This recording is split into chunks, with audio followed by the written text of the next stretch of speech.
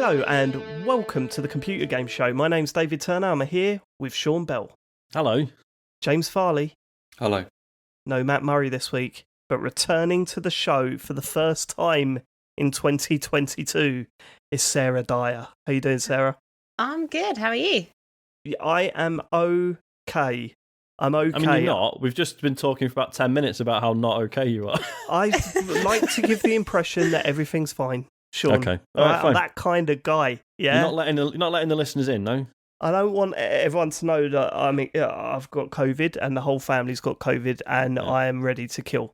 I do not want that information out there, Sean. I get you, mate. Save it for the bonus show, yeah? Yeah, exactly. They got to pay for that stuff. Sarah, welcome back. Thanks. Is it exciting to be back? It is. I'm excited that James is here because we've not done one. When James told has me that. been I here. couldn't believe it. You've not podcasted with James Farley before. No. You are in for an absolute treat. You've missed nothing. Like, honestly. I mean, is it exciting that James is here or that Matt isn't? Yeah, what's more exciting? I'm just, Oh no! Oh, see, I said on Twitter earlier that I was going to be nice to Matt Why? tonight. He's been horrendous to you when you've not been on the show. Why would you? What do you mean? Why would you offer?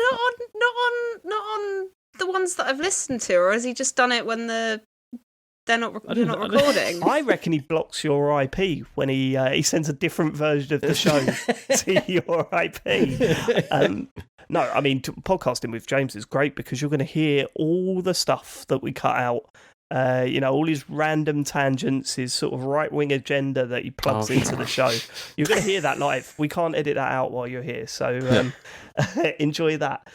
This week, we would like to thank our Patreon producers, the Full Nels crew. They are Aaron Patrick, the QuickBooks chap, Simon Nelson, Jack Oven, Moomin Biscuit, Trans Rights are Human Rights, Dave Ernsberger, Colin Brown, Gazman, Gabsy Wabsy, Rocketman76, Rex Reese, Happy Birthday Sam, Love from Nil, aka Bitch in Sync, Grey Dragon Claw, and Fred Fenge. They are the Full Nels crew, and they support us via patreon.com/TCGS. You can do so too. You don't have to go full Nels. Various different tiers, aren't there, Sean? Various different tiers. There's various different tiers, yeah. And it's really appreciated. Anyone that supports us there, thank you very much. You keep the show going. Should we get feedback to... Oh, actually... We should quickly mention before we go to feedback, and we can't announce anything yet. I mean, it would be outrageous if we announced it while Matt wasn't on the show. But the Laser Quest live show thing in Sheffield is, I mean, we've taken steps forward, haven't we, Sean? Talks are ongoing. Yeah. We've got a date. We can't announce that yet, but we have got a date. We've got we're currently working on tickets. So hopefully by this time next week, we will have some announcements to make. But for those of you that have got in touch that said, this sounds brilliant, good, right, put your money where your mouth is. Because, don't give it all the big un. And then when we say, we set it out, go, I don't fancy it, actually, sorry. No. Yeah, we will be checking. We've taken down names and we will be checking. It's going to be so good. Sarah, you're coming, right? Yeah, absolutely. I mean, you may have given me, a cheeky little heads up on that date, and I've booked some time off work. I won't say anything Really? I won't say anything to like give away when it is, but yeah, it's. Did they ask you why? Did you have to explain, I'm going to play Laser Quest with people I haven't met before? No, but considering I book time off work like every couple of months to go and work at pro wrestling shows. Fair enough. This is fairly standard. I feel like this is maybe slightly more normal. I don't know if it is. Remember, we're all fully grown adults playing Laser Quest. I mean, I've got nothing against that. If it sounds like the best thing to do with my time, like I'm properly excited. But explaining to people that aren't on board with that stuff, that's where the problem lies. I think I don't think I'm going to mention it to my work. I didn't mention it to Chen. Like when I was going to talk to her about it, and I was saying like, I've got to go to Sheffield, and she was like, "Why?" And I said, "I've just something to do with the show." Business. Yeah. Technically work, and then Rachel asked if she could come as well, and I said, absolutely not. Like, there's no chance. I mean, you forget as well that like I work in video games, so Yep. Yeah, the video games are like super cool and for grown-ups. So I don't know why you would bring that into it. There's like what super. Yeah, well, video games are like for grown-ups, They're right? Incredibly mature. They've got feelings in. Yep. There was some make you cry. I played one with some sex in. So grown-ups, mature audiences only. I don't know. I'll tell you later, Sean. One of the David Cage ones. Oh, all of the David Cage ones, isn't it? Pretty much, yeah. Yeah.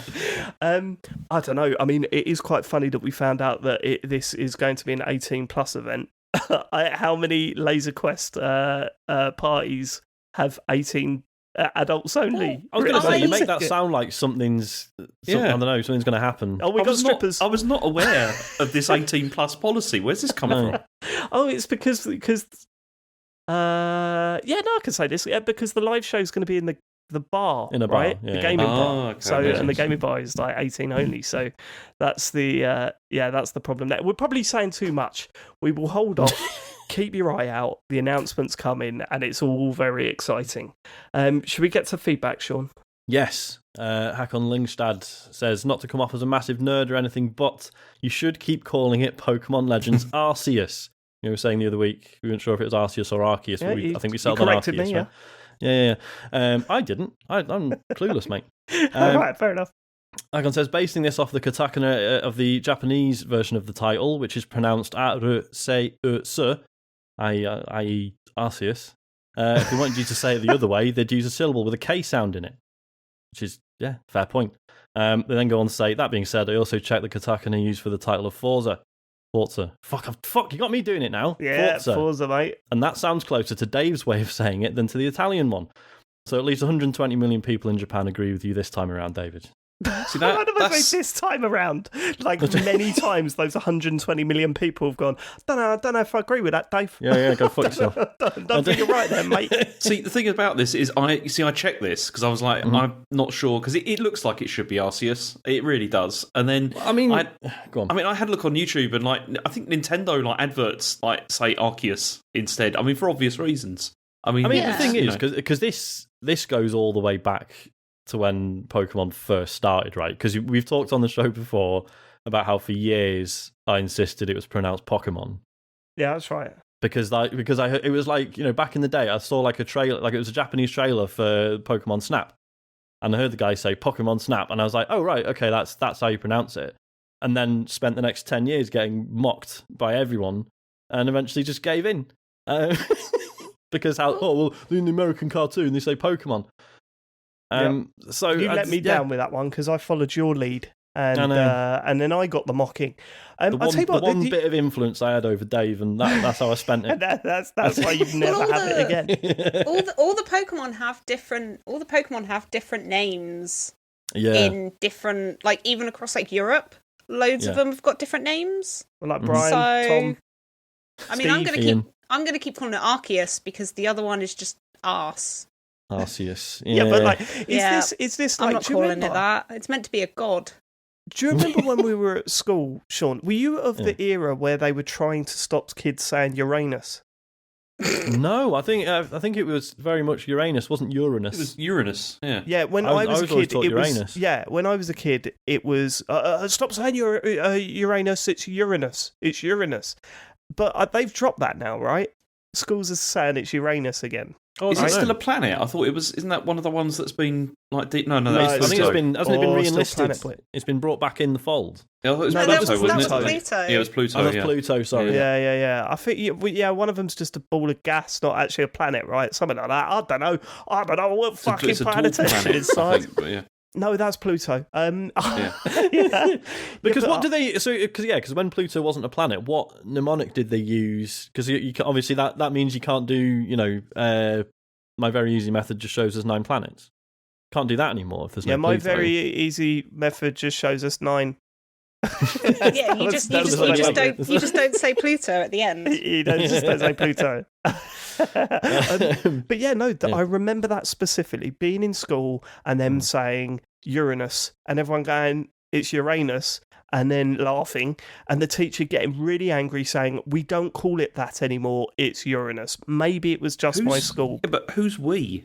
I was going to, what authority decided this? And was it, because if it was technically originally Uranus, then fine. I mean, that kind of adds the word urine instead, so it's swings and roundabouts, really. But I feel like they're just insisting... Uranus is way funnier. It's way funnier. I feel like they're just insisting that to stop you saying Uranus. I think that was it, though, Sean, to be honest with you. Yeah. I think the problem is the school board system.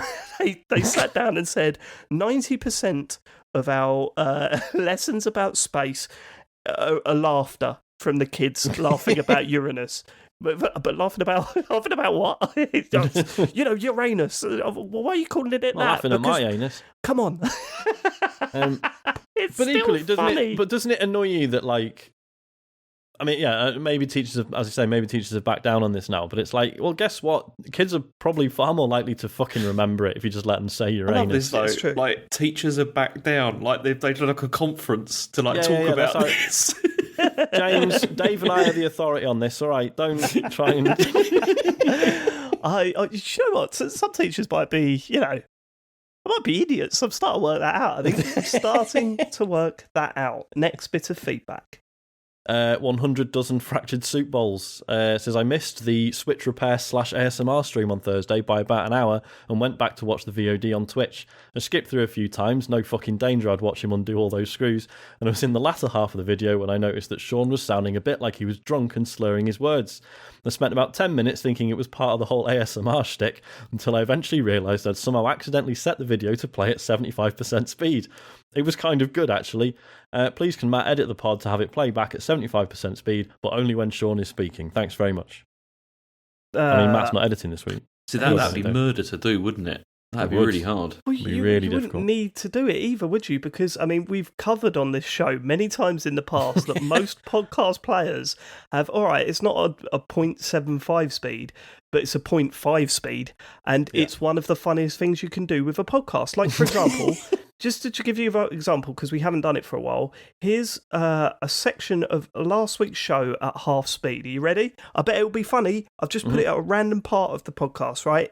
You know why he's on this? Incredible host. The place is absolutely lovely as well, but I'm just saying. Like, and also, or if not one of those, then do you remember when you were a kid? Oh, stop it there. That's true. I mean, do it. Set your podcast player to half speed. It's one of the fun. It's one of the best times you'll have, unless you're in a science lesson before they changed it to Uranus. What if you do it to the Game of the Year show? Oh my God. Game of the Year show. Well, James will sound sober. That's the craziness of it. It sort of goes back on itself. Circles back, yeah. It's pretty mad. Right, okay. Matt, brackets, not that one. Oh. Right, this is an interesting one, right? Because Matt starts with, please play Vampire Survivors. It's brilliant and rubbish and compulsive and throwaway Game of the Year. And then he adds, +1 member of the TCGS to help fall asleep club.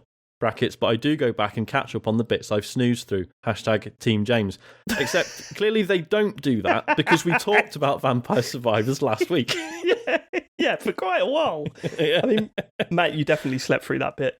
Yeah, we need to start just playing something really loud in the middle of the podcast. Just gunshot noises, explosions, and stuff halfway through. Could you imagine that? If I put like the default iPhone alarm. I just edited that into the middle of the podcast. Like, how horrible would that be? I mean, you could do that, or you could use the air horn, but then people will think it's the socials. Yeah, that's not as good. I reckon at some point over the next year, we just drop that in really loud in the middle of the podcast, so people think like they're falling asleep, and then that happens. The thing is, if you did the iPhone one, like for me, that would just be like a minute or so of me just going, yeah, what the fuck is that? Who's got a fucking iPhone in my house? Yeah, but I'm sort of just, that's probably going to be the most common one percentage-wise, isn't it? I don't know. Well, I say that because I assume Android have a variety of them. That's true, yeah. So not because we've got more iPhone have got users. Options. They have got options, but who changes them on iPhone? I have, because I hate. What's your one? That's a good question. Oh, maybe I haven't changed it on this one because I got my new iPhone at the weekend. There we go. Oh, but also, so maybe I haven't changed it yet. Who still uses ringtones though? No one does. You never hear them anymore. I'm not talking about ringtones. For my alarm. Talking about alarms. On alarm. Okay, yeah. Can you not, on the iPhone, can you not use Spotify for your alarm? Well, yeah, probably. That won't wake me up. Well, see, this is the thing. I recently thought it would be funny to set, so I have a playlist which is like the soundtrack to... Mostly Joe Rogan. Joe Pera Talks With You. Sorry, yeah. Season 2. And it turns out the soundtrack to Joe Pera Talks With You is very good at putting me straight back to sleep. Slept through my alarm about 5 days in a row and then figured I should probably change it. The other idea I had was getting the sound effect for AirPods when they're running out of battery. And just dropping that in the middle of a podcast somewhere. That's so annoying, that noise. I know, that'd be awful, wouldn't it? I hate that sound as well. Like, it really is like, you forgot to charge me. Well, because you forget, don't you, that, songs that have, a record scratch and then, stops and then it carries on. You forget that there was a point in time where that would literally make people go, oh, shit, the turntable's fucked. Right. Do you know what I mean? Well, yeah. Whereas, but we never we just assume that's just a funny thing that someone might put in a song and don't actually associate it with the physical act of the thing playing the song being fucked.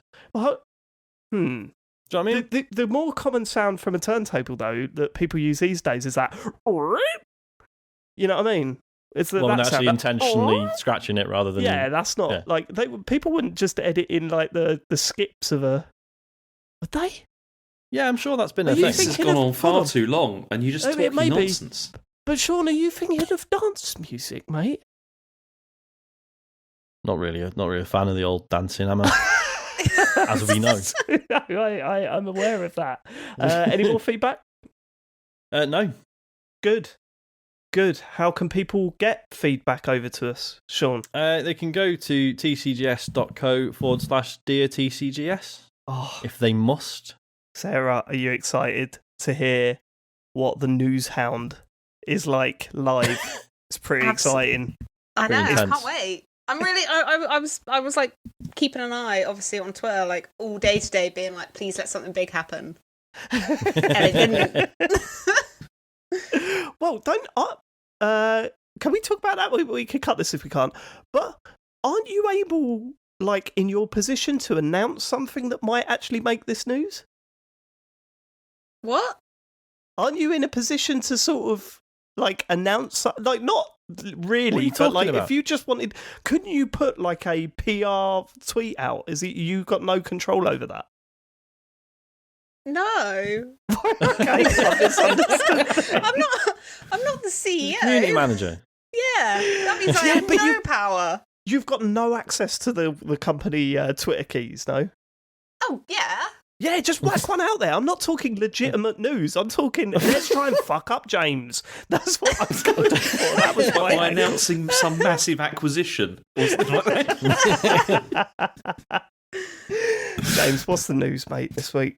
Okay, the first one I got is about Stadia, because it was something which happened this week. So apparently Google are deprioritizing Stadia as they shift to securing streaming deals instead. So they've decided they're going to kind of depreciate the consumer side of this, and instead they're going to focus on their new label, which is called Google Stream. And this is where they're trying to get deals where other companies will use the technology, but it won't be branded with Google stuff anymore. So apparently they already spoke with Bungie about this before, presumably before Bungie was bought, by Sony, and they were trying to do a deal whereby they would have Bungie would still have complete ownership over all the content and the user experience and everything, but then Google would power the back end, and it was also offered to Capcom as well. And so the idea then would be that you'd buy a Destiny app for your telly or whatever, and that would stream Destiny for you using Stadia, but without the... Right, gotcha. So they're going to do that, and then also they've kind of said that they're not really bothering anymore with trying to get big third-party games or anything on Stadia. It's they're not going to pursue that anymore. But they have done a deal with Peloton, That's all right then. the bike people. But how does that? Because Peloton already like streams like live lessons and stuff, right? Or classes, whatever. So what? Yeah, I'm intrigued. I don't know whether what does this do that Peloton's existing games? solution doesn't? Yeah. I've heard adverts for that. Is that the one where it's like you can meet your trainer and they can tell you what to do, and they're like, keep cycling? Well, because generally speaking, you do more exercise when there's someone shouting at you, and right. and you know it's happening live, you know. Is someone shouting at you on Zoom to pedal faster? Yeah. Come on, you cunt. Well, that's how Peloton works. That's just how it makes sense, right? Because works. this is why, like, you know, it's like a lot of people, you know, buy an exercise bike for, you know, to have at home, and then it turns out without the sort of impetus of like there being a class, you tend not to do as much. I wouldn't buy an exercise bike to have someone call me that, Sean. Like, you wouldn't need to, would you? Exactly. It just happens for free anyway. Imagine you bought a Peloton. They're like, how much do they cost? They're like $5,000 or whatever. Yeah, they are very expensive. And you turn it on for the first time. Like, this is going to be really lovely. And just can like, we get in touch with Peloton and then just record one session with you, like as the trainer, where you're just shouting stuff like that? I'd sign up. Pedal harder. Do you guys honestly not know how? So like when you do like a Peloton class, it's a live class. Yeah. And the person doing it can see all of the usernames of everyone in the class, so they will speak to you like one-on-one as if address you were in the room and see with their them. stats and stuff. That sounds like hell to me. What, and like shame you while you're doing it? I don't think they shame you. No. The clips I've seen, if anything, they're like too positive and like too chirpy. Yeah.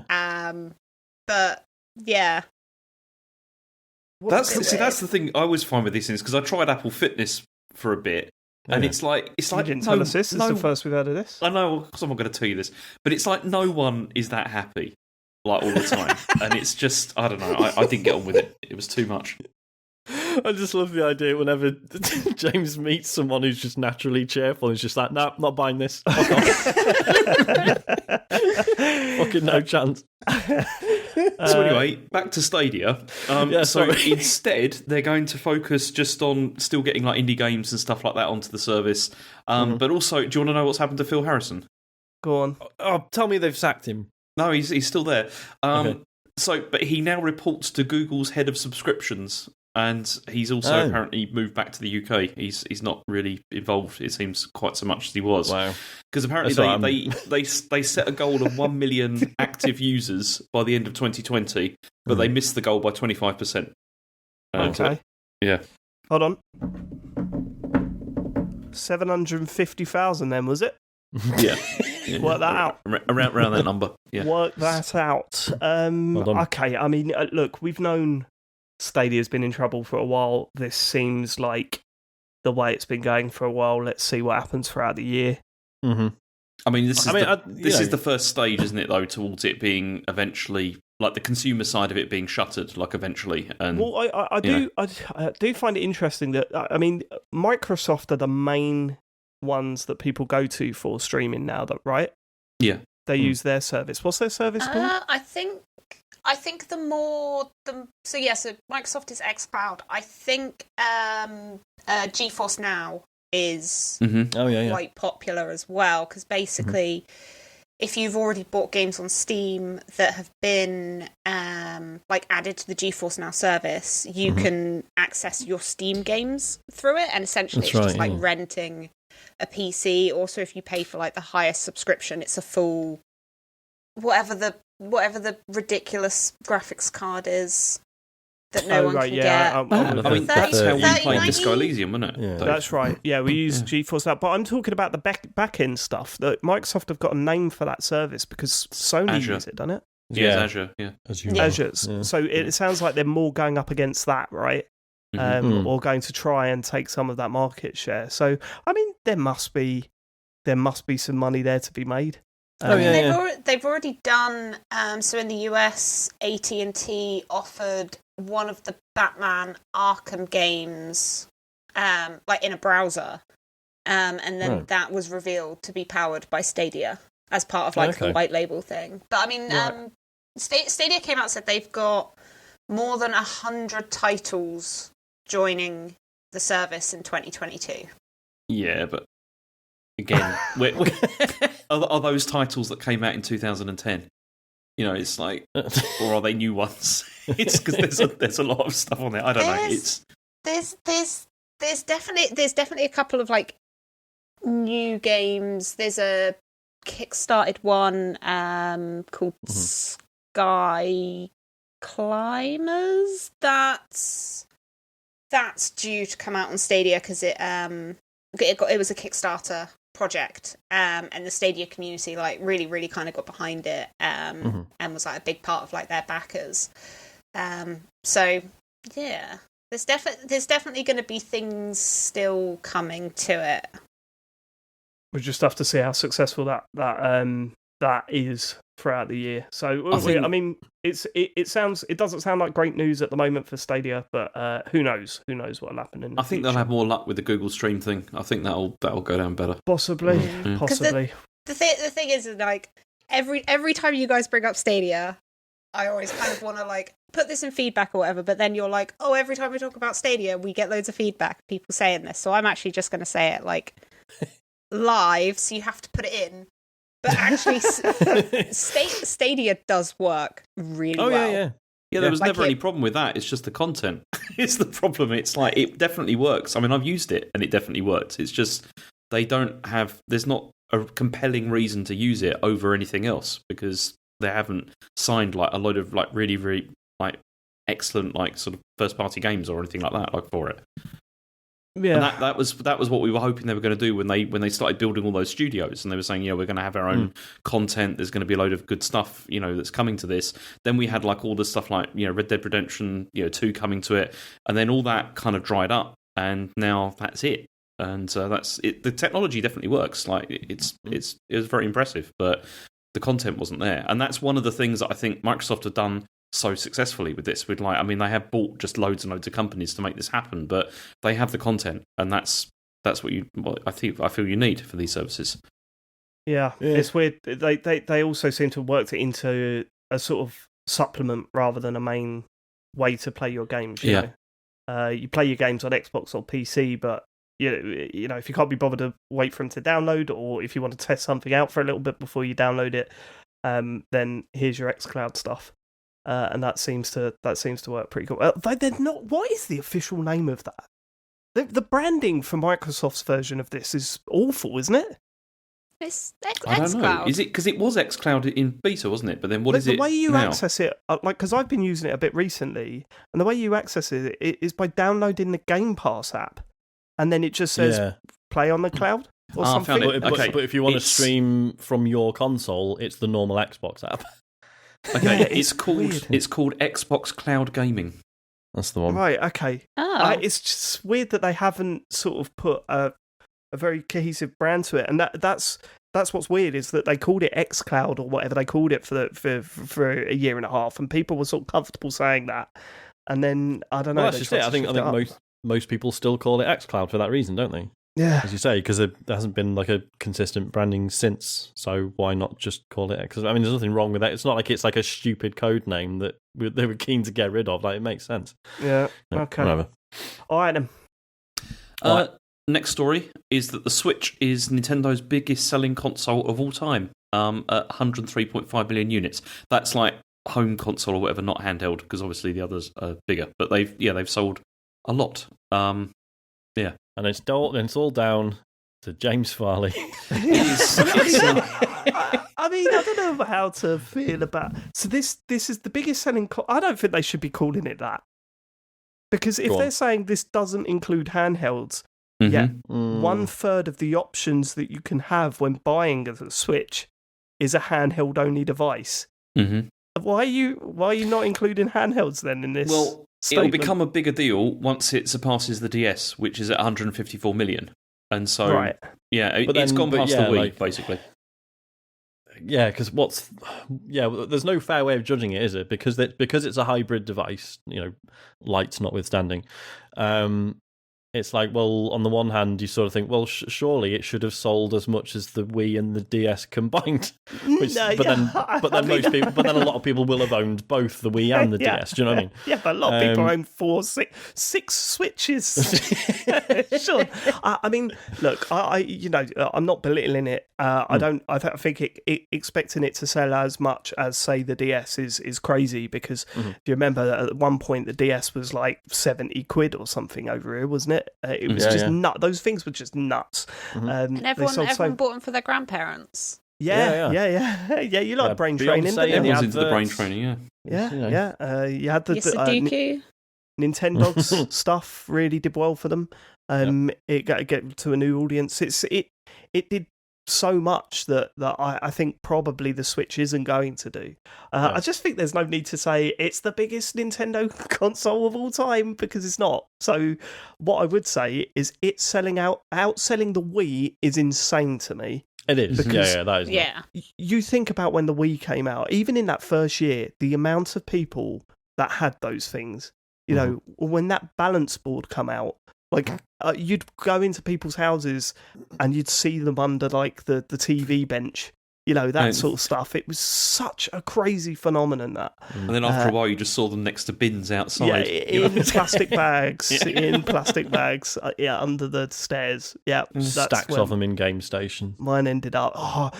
Would you remember putting that fucking sensor bar? Leaning behind the TV, finding that sensor bar. What a pain in the arse that became. Could you imagine it on today's TVs, Sean? Like, there's no tops to them, Sean. Where would they go? But seriously, I'll tell you what's interesting though is the breakdown of the units. Like, I thought the Lite would have accounted for more than it does, because it's the standard Switch. Well, the standard Switch is 81.68 million, and the Lite accounts for 17.87 million. God. So it's I'd have expected a much more even split. Yeah. Well, you've got to remember that the Switch was out for a long time before the Lite came out, so it's got a big old head start in terms of sales, right? And not everyone goes out and buys a Lite to or company. I mean, I'll say this as well. Fuck, they do not make owning more than one console easy, do they? My word, is that a pain in the arse to jockey? Because James gave Harry a Lite, because why not? He's got a ton of them.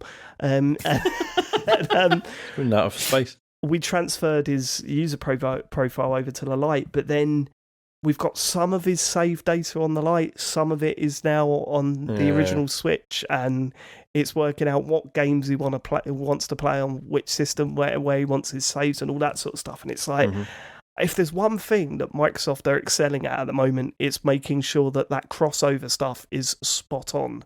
If you've got an Xbox with an Xbox profile and you log into another device with that, it just goes syncing save data for like 2 seconds, and you're where you were. It's nuts. It's absolutely nuts. You can do it with the Switch, but it is a pain, and sometimes it doesn't work like properly either. Is the problem? And the worst thing is with certain games, like my kids play a lot of Minecraft, and they were playing like on my Switch, and then playing on their like Switch Lite or whatever, and the save file on that is like 4 gig, and so fucked.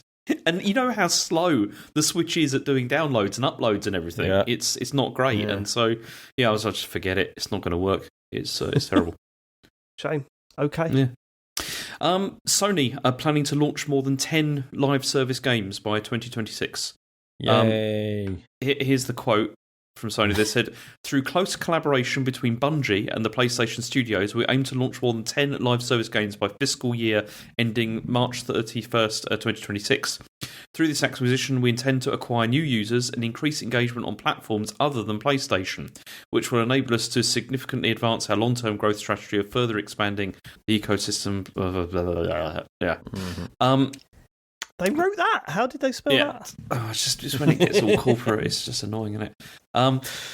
But then the other interesting thing about this was that, so this is for GamesIndustry.biz article, and they were talking about how it seems they've, like, Bungie is obviously really important to them for this, and they want to keep the people at Bungie and not, them all to, like, leave, because apparently a lot of Bungie shares are held by employees, and what they're doing is they're doing it so that the payments for this 3.6 billion like purchase price there's going to be like deferred payments for it, conditional upon continued employment, and then it'll be like paid out over a course of several years, so that people don't just take the cash and leave.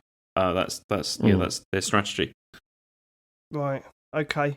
I mean, I haven't got much to say about that. Live service games, I haven't got a problem with. And you would expect companies to be investing on that side of things. You know, it makes a lot of sense. So it's not a surprise that Sony again at 10 of them. I mean, it 10 seems like a lot. Are. 10 seems like a lot, but yeah, I mean, it makes sense because it plugs a gap in their portfolio, right? Like we always say, Sony's really good at the, very expensive narrative stuff, and not so much live service stuff. So yeah, it makes sense. Also, Platinum's new CEO wants to create larger, riskier games, and is also talking about live services. And so James, are you just going to pretend that you were going to mention this? No, because wait a minute, just give me a chance. This is ridiculous, right? So this was added by Sarah. Thank you, Sarah. You're welcome. With the indication that this could maybe be indicating that there could be a tie-up between Platinum and Sony over this. There could be, it could be something happening there. But anyway. Oh, you've knocked me off my course here, Sean. I think you've knocked yourself off your course, James, by thieving the news. It's not thieving news. You didn't give me a chance to say what I was going to say. This is ridiculous. Sarah, what are your thoughts on this news story then? I mean, Platinum, larger, riskier games. I'm all for that. Maybe possibly getting bought out by Sony and getting a whole chunk of money to make like a load of new games, like. Well up for that. I like my live service games, so this is all good, but please finish Bayonetta 3 first. Yeah. Please. I mean, the thing that definitely kind of they can monetize that game a lot. Do you know what I mean? There are a lot of perverts out there. Excuse me. You mean that way? There are clear ways to monetize that game. I mean, I'm pretty sure it's maybe not by Platinum, but that's definitely already happened. Yeah. I do wonder if Platinum are not quite the name that they once were. Although saying that, they did do Nier Automata, didn't they? Which was very highly regarded. Astral Chain was very good. But then Astral Chain was good. Nier Automata though was like so much about like the writing and the scenario and stuff, which wasn't really them. Like everyone, like even the people who love that game were like, yeah, it's not Platinum's best game, but it is. Right, okay. Do you know what I mean? It was also 5 years ago. Wow. Fucking hell. Can you imagine that? That's nuts, isn't it? Okay. But yeah, like I've said a few times, haven't I? It's been a long time since like Platinum really, like probably Bayonetta 2 was their last, for me, like their last proper have a guess the year. Brilliant game. I don't want to. Just have a guess. Because it came out on Wii U, didn't it? Yeah, it did. Yeah, it was excellent. 2014. Oh, that's not as long ago as I thought it would be. I don't know. It's nearly 8 years ago. No, fuck off. But then when you look down their recent games, like that. Astral Chain, that was highly regarded, but not as. No one played it. Yeah, I did. Not as... It was very good. Yeah, okay, that's 2 people I know now that played it. Yeah, but when you times the amount of people you know and the amount of people that have played it for the amount of people in the world, that's a huge amount of people that have played that game, I think. Do you want to go ahead and work out those maths for me? Let me know an actual number. 400 billion people. That's more than people on the face of the earth, isn't it? Here's some real maths. Go on. Today in Sarah's life has seen a 200% increase in players of Astral Chain. I don't think that works either. On, isn't it a 100%? It's gone from 0 to 2. I don't think because you can't do a percentage from 0, right? It's gone from 1 to 2. Oh, I see. Right. All right. So there's a 100% increase. Matt, don't do it. Matt, Sean, don't do maths anymore. But no, looking back at their recent projects, they had Star Fox Zero on the Wii U. Oh, that was terrible. Yeah, it was terrible. Star Fox Guard. I don't know what that is. Is that the same game? That was an add-on for Star Fox, which was also terrible. Teenage Mutant Ninja Turtles Mutants in Manhattan. That wasn't particularly well received, was it? They did the Transformers one, which was all right, apparently. That was Devastation. That was in 2015. But then you're looking at, okay, so they did Nier Automata, Astral Chain, and then Wonderful 101 Remaster. What I'm saying is that an acquisition like that could be good if they steer the projects in the right direction. Yeah. But it's kind of hard because they've always been quite niche, haven't they?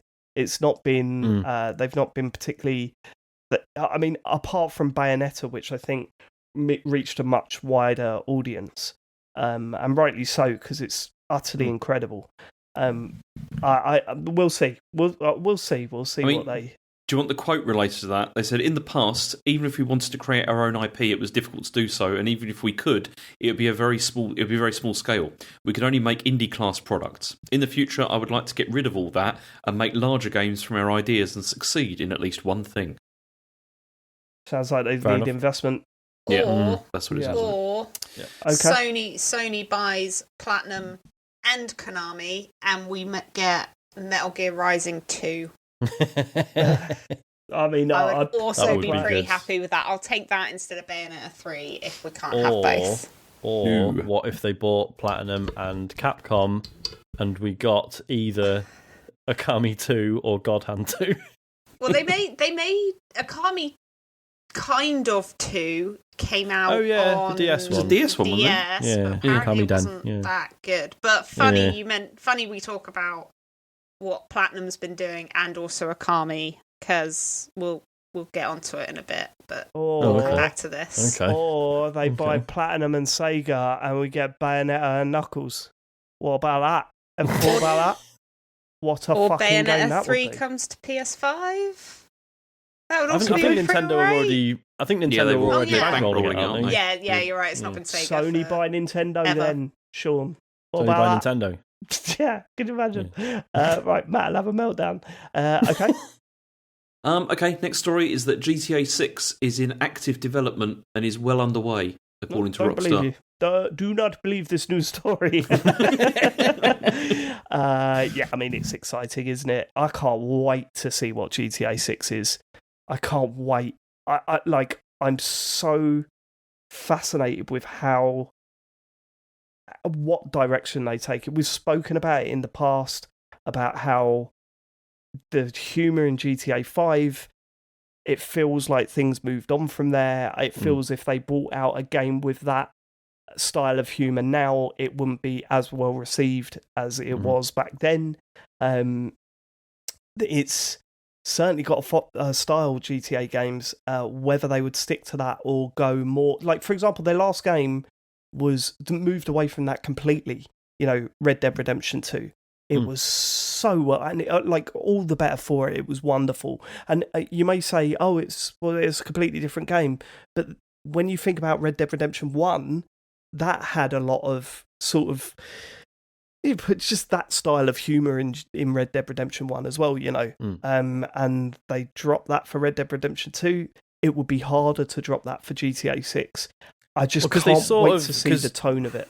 Because GTA 4 was markedly less funny than the others, right? Oh, God, yeah. Yeah, I mean, it still had that stuff there, but you could tell, especially with the advertising, they really focused in on this sombre story, and it didn't really carry through to the game that well, but it was definitely more grounded, wasn't it, GTA 4? Yeah. See, I hope that they do that though, because I don't want them to the thing I'm worried about is they're going to say, we're joking about all sides in the culture wars or whatever, and it'll just be awful. I think. And it's just a bit sort of in whatever year this comes out, do we need something that's just being nihilistic in all directions and just being like, no, isn't everything shit? Everyone's stupid. No.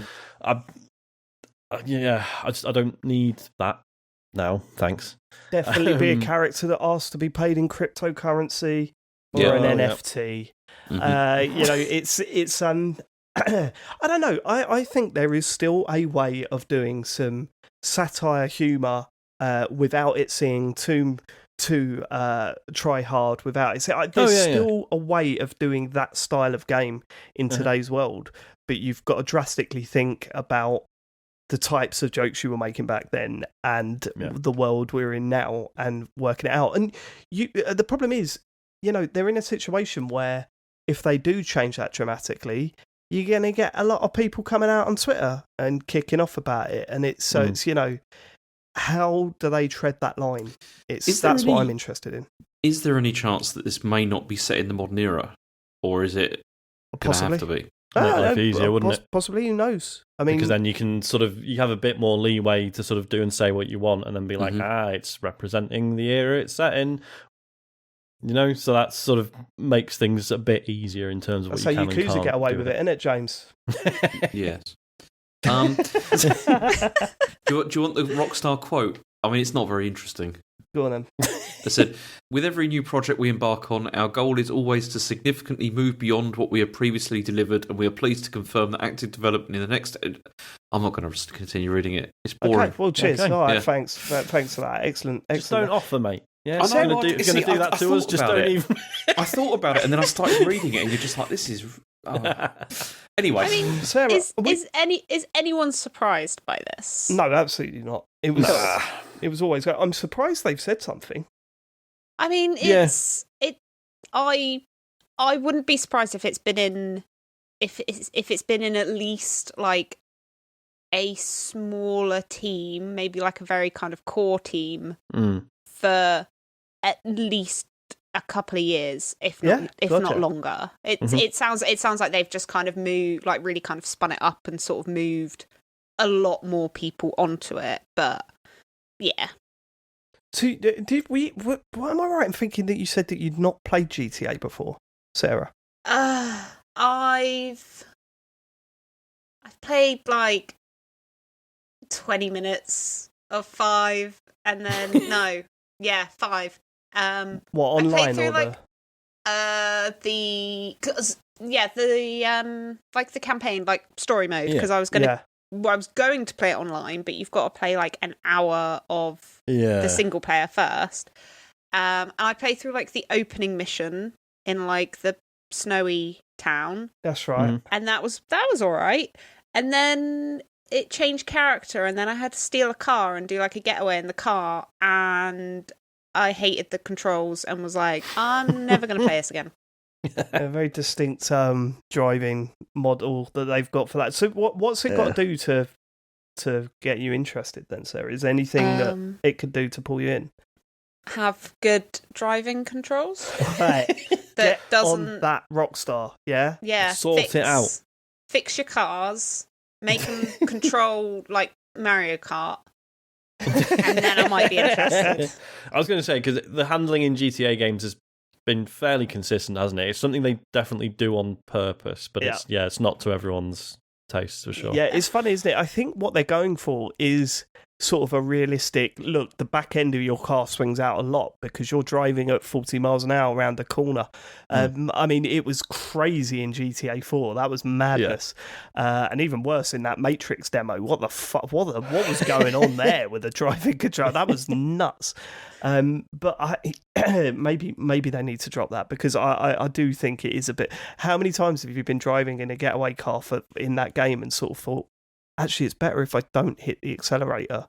Just hope, and then you're sort of shifting left and right in a hope that you're not going to smash into one of the cars and ruin your mission.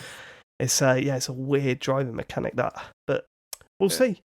We will see. We will.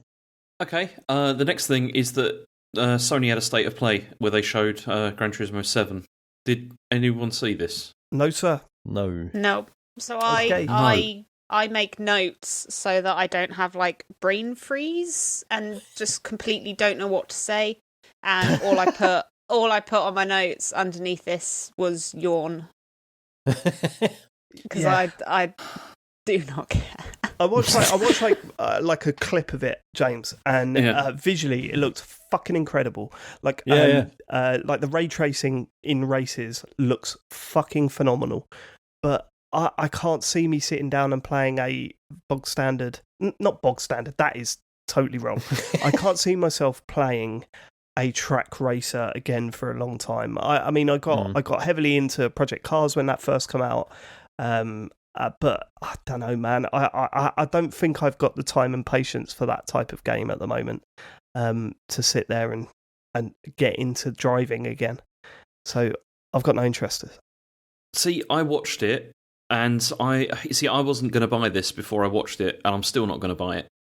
Not because of what they showed, because what they showed, like you said, was actually very impressive.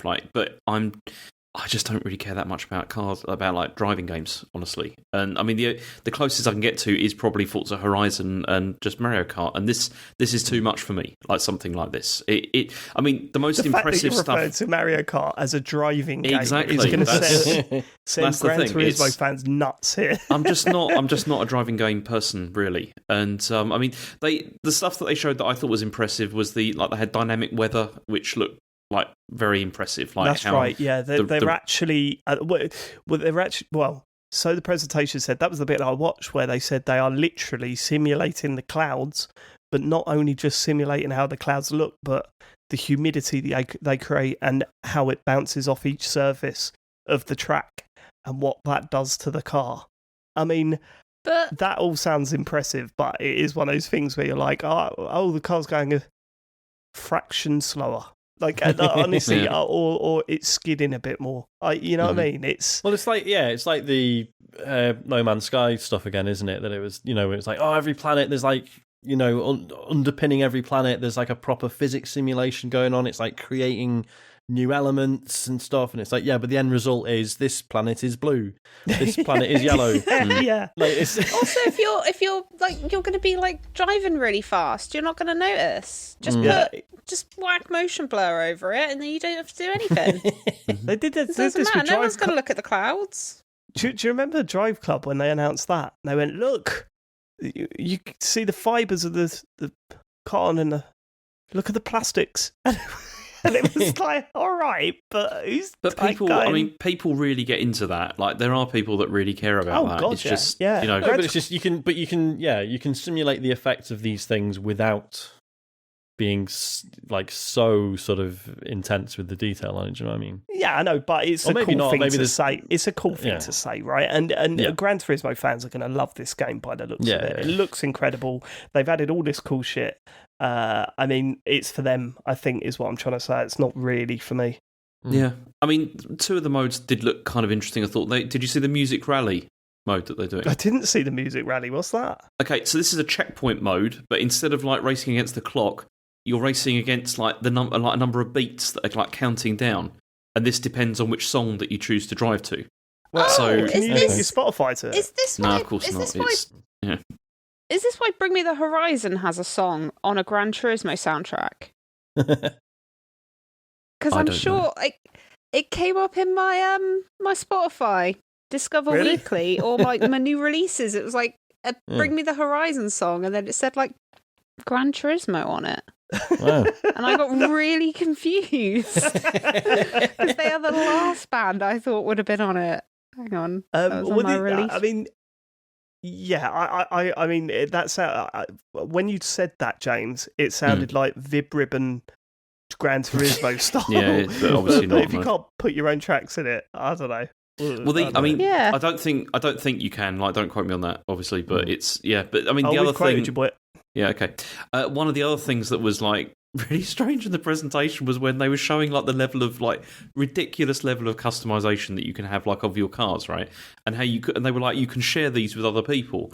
And then people were like, well, how do you do it? It's like, you could just take a screenshot and put it on the internet or whatever. There's no actual method of doing it through the game. Like, to share your setup, it's just like just take a screenshot and people can have a look at it. It's just isn't it weird how like Gran Turismo, like the first one was like such a moment, and then and it was such a big deal for.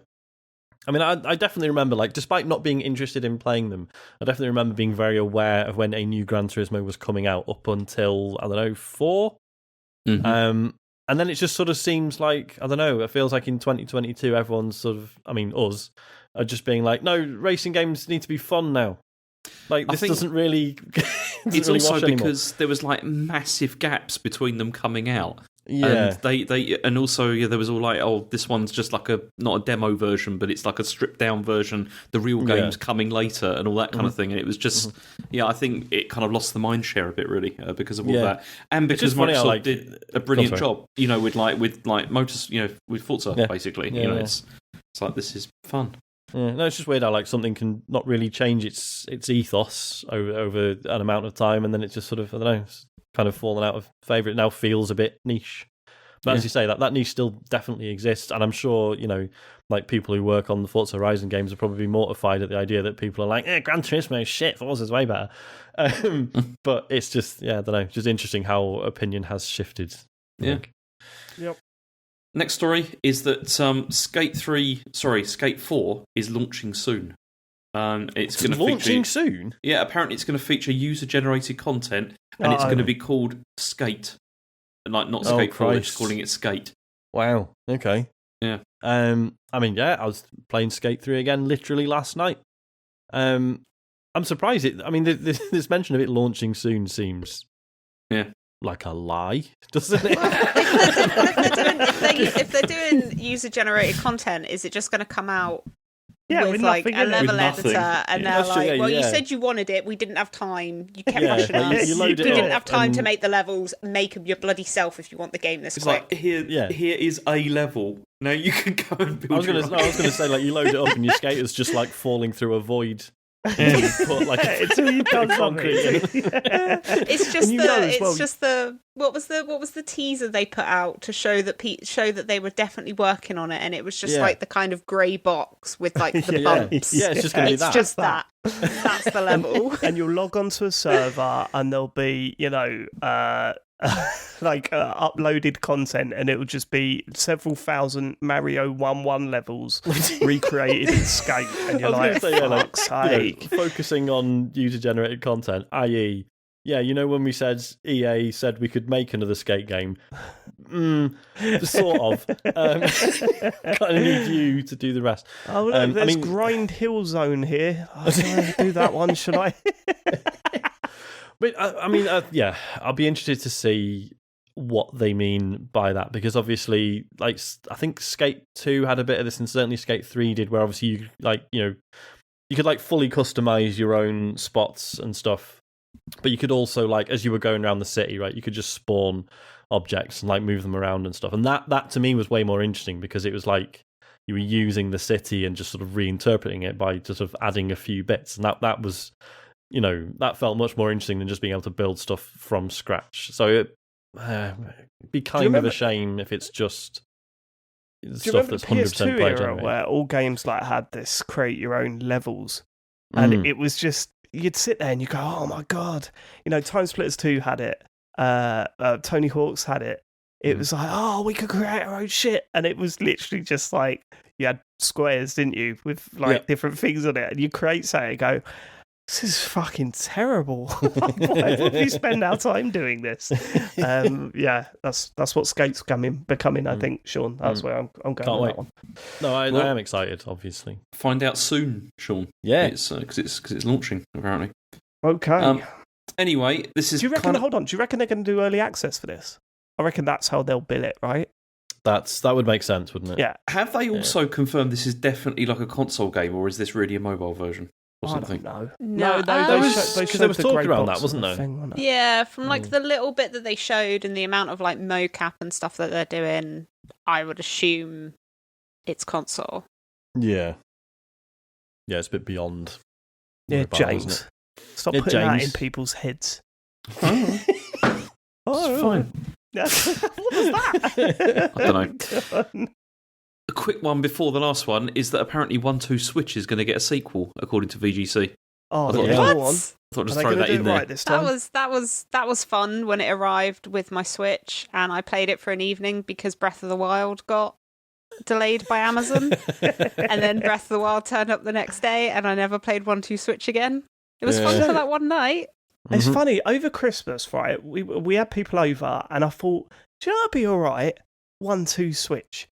Just playing that the game where you have to catch a sword, or little just milking having the one cow, night all on that. Eating the sandwich. Yeah, all that stuff. Surely for like it'll be like £2-3 now. Like they must have done I looked at it was like 30 quid, and I just thought, you're having a fucking laugh. Yeah, on the eShop. Why are they not just putting that up for like £3 now? Because they'd make more money on that now than they probably have over the past year, right? No, they've made a lot of it. It did very well, apparently. Really? According to VGC, yeah, they sold a lot. Jesus. I really hope, like, because the idea of a very good like party game like that on the Switch is, I'm all for that. So hopefully they really do something decent with this, rather than just put, what was it, like, how many fucking games were on that thing? Like 12 or something? Not many, and they're all like variations on a theme as well. Yeah, it was not very good. The gun one was good. I remember doing that. We had a very good time playing it at that preview event, but as you say, Sarah, like beyond that, just zero appetite for it. Just like, I get it, that's cool. For sure. It felt like just like a cool little proof of concept thing. Oh, won't it be amazing when all the developers use all these weird things that the Joy-Cons can do? And then no one did. Never mind. Okay, last story is that Team 17 announced and then cancelled their NFT project because people weren't happy with it. Hey. So they partnered with Reality Gaming Group in the UK to create what they were calling NFT collectibles based on long-running artillery tactics series. So that'd be Worms.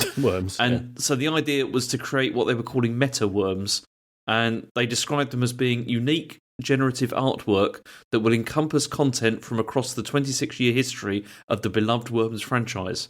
And that these meta Worms were going to be high quality and low energy consuming collectibles. That were going to be like, gaming memorabilia or whatever. But they've like cancelled that idea now. And they said, we've listened to our Teamsters, development partners, and our games communities, and the concerns they've expressed, and have therefore taken the decision to step back from the NFT space. Do you want to hear some comments from some other companies here? Yes, please. Yeah.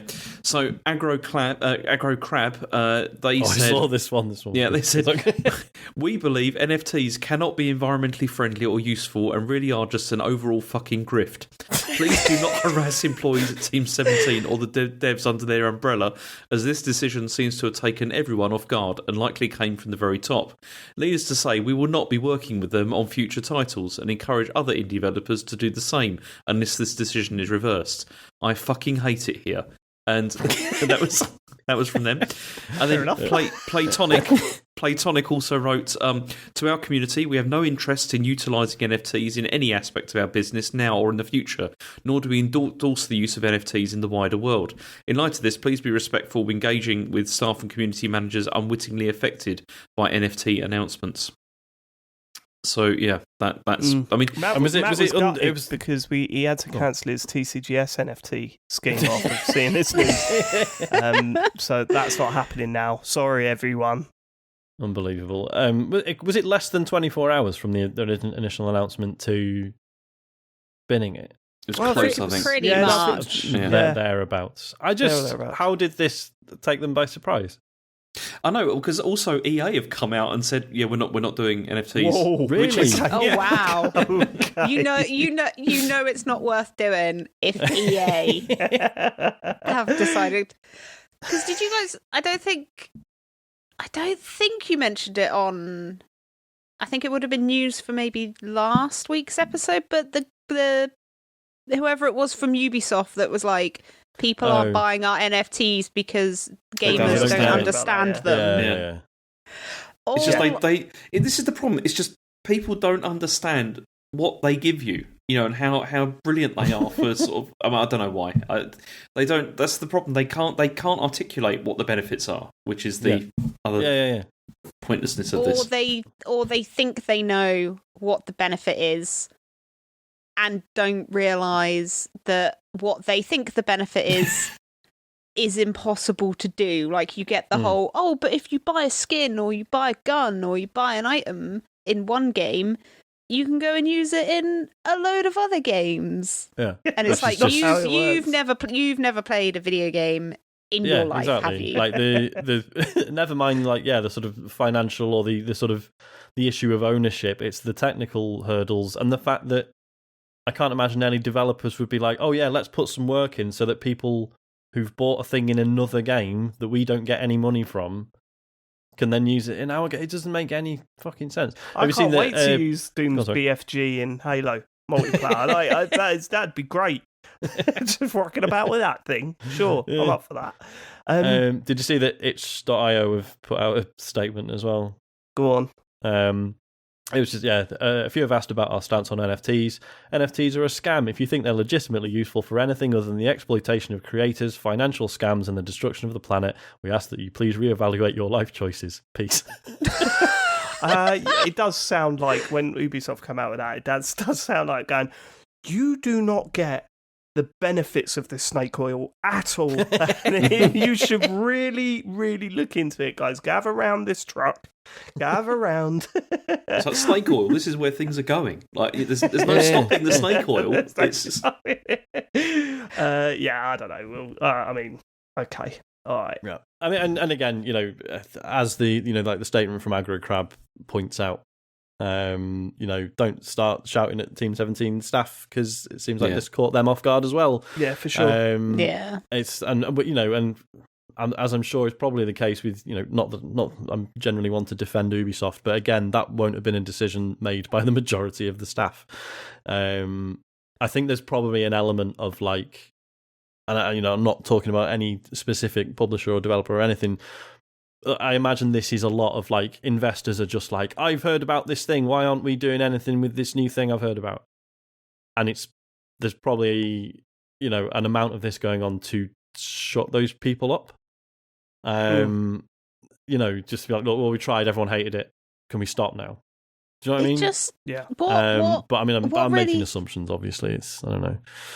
Well, I mean, what really surprises me though is like, say for example, like with this Team 17 thing, is okay, fair enough. The decisions are, going to have been made at a very, very, very kind of high level, but obviously it would have needed to have like filtered down a certain number of levels, and I feel like the moment it kind of got down to like the social media manager, who obviously you're going to have on board to put together the tweets, and the PR manager who's going to have to put together like the press release and stuff, they're going to know, that it's two of the most kind of online plugged in people in the organization.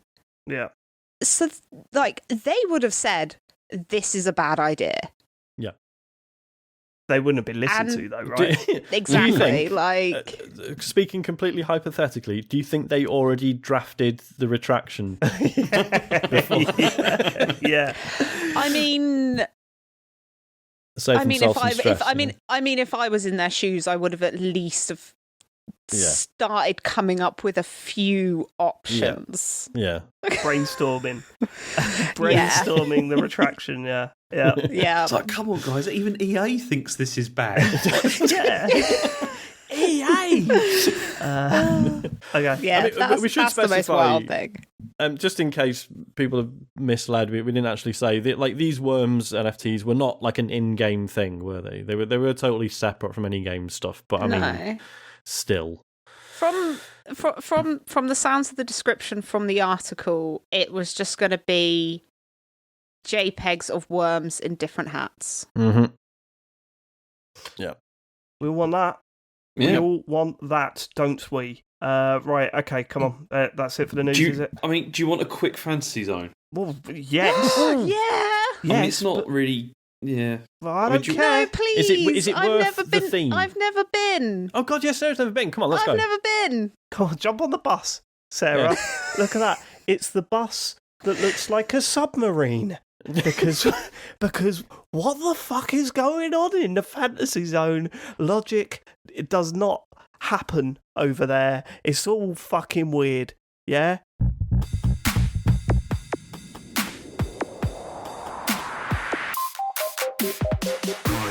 Fantasy Zone. All right. Yeah. Cool. Okay. I like how you're like, there's no logic. It's really weird, and the weirdest thing you can come up with is a bus that looks like a submarine. Okay, that's fair. I will that is take just that a on submarine, board, isn't it? but I will also say that I've been locked in this flat for over a week now. My brain, that's the wildest thing I can think of. Yeah, I'm just sorry. looking around the room. I've not seen things for over a week, and I'm probably not. Go on. Well, then surely that should start sparking all the weird stuff, right? Yeah, you'd think, but the hallucinations at the moment are there's a coffee stain on that white wall. Like they're the hallucinations I'm getting. It's nothing. I had a nightmare 2 nights ago, totally true, that one of the water pipes burst in the flat. That was the nightmare.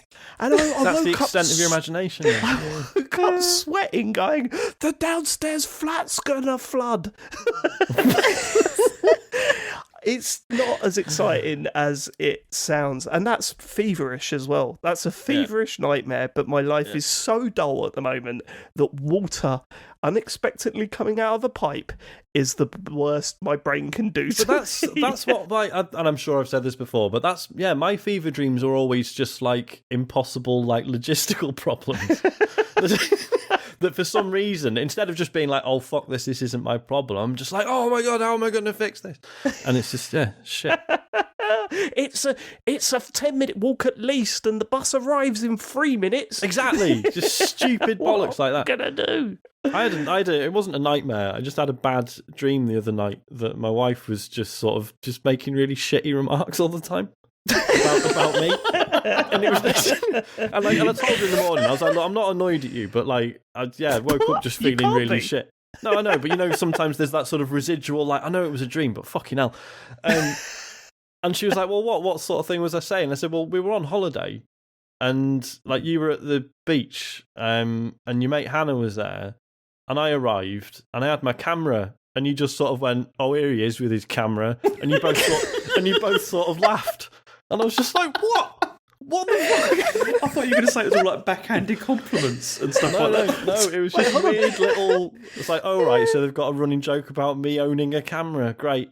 Wait, hold on. It just sounds like your nightmare is that you were married to me. Because that's exactly the sort of thing I'd say if you turned up with a big camera on a beach. Sorry, are we going to the fantasy zone? Yes. Oh, sorry, we're in the fantasy zone. Yes. Let's go. Very exciting. So it is. It's really exciting. What's happening this week? Okay, I'm really excited, James. This is the rumor. Okay. Oh my God. Is this a Jeff Grubb special, or is this? No, it's not. It's not Jeff Grubb. It comes from another. In fact, it comes from another source, but then verified by another source, which I'll come to in a second. Oh my God! Yeah, but has that source been verified?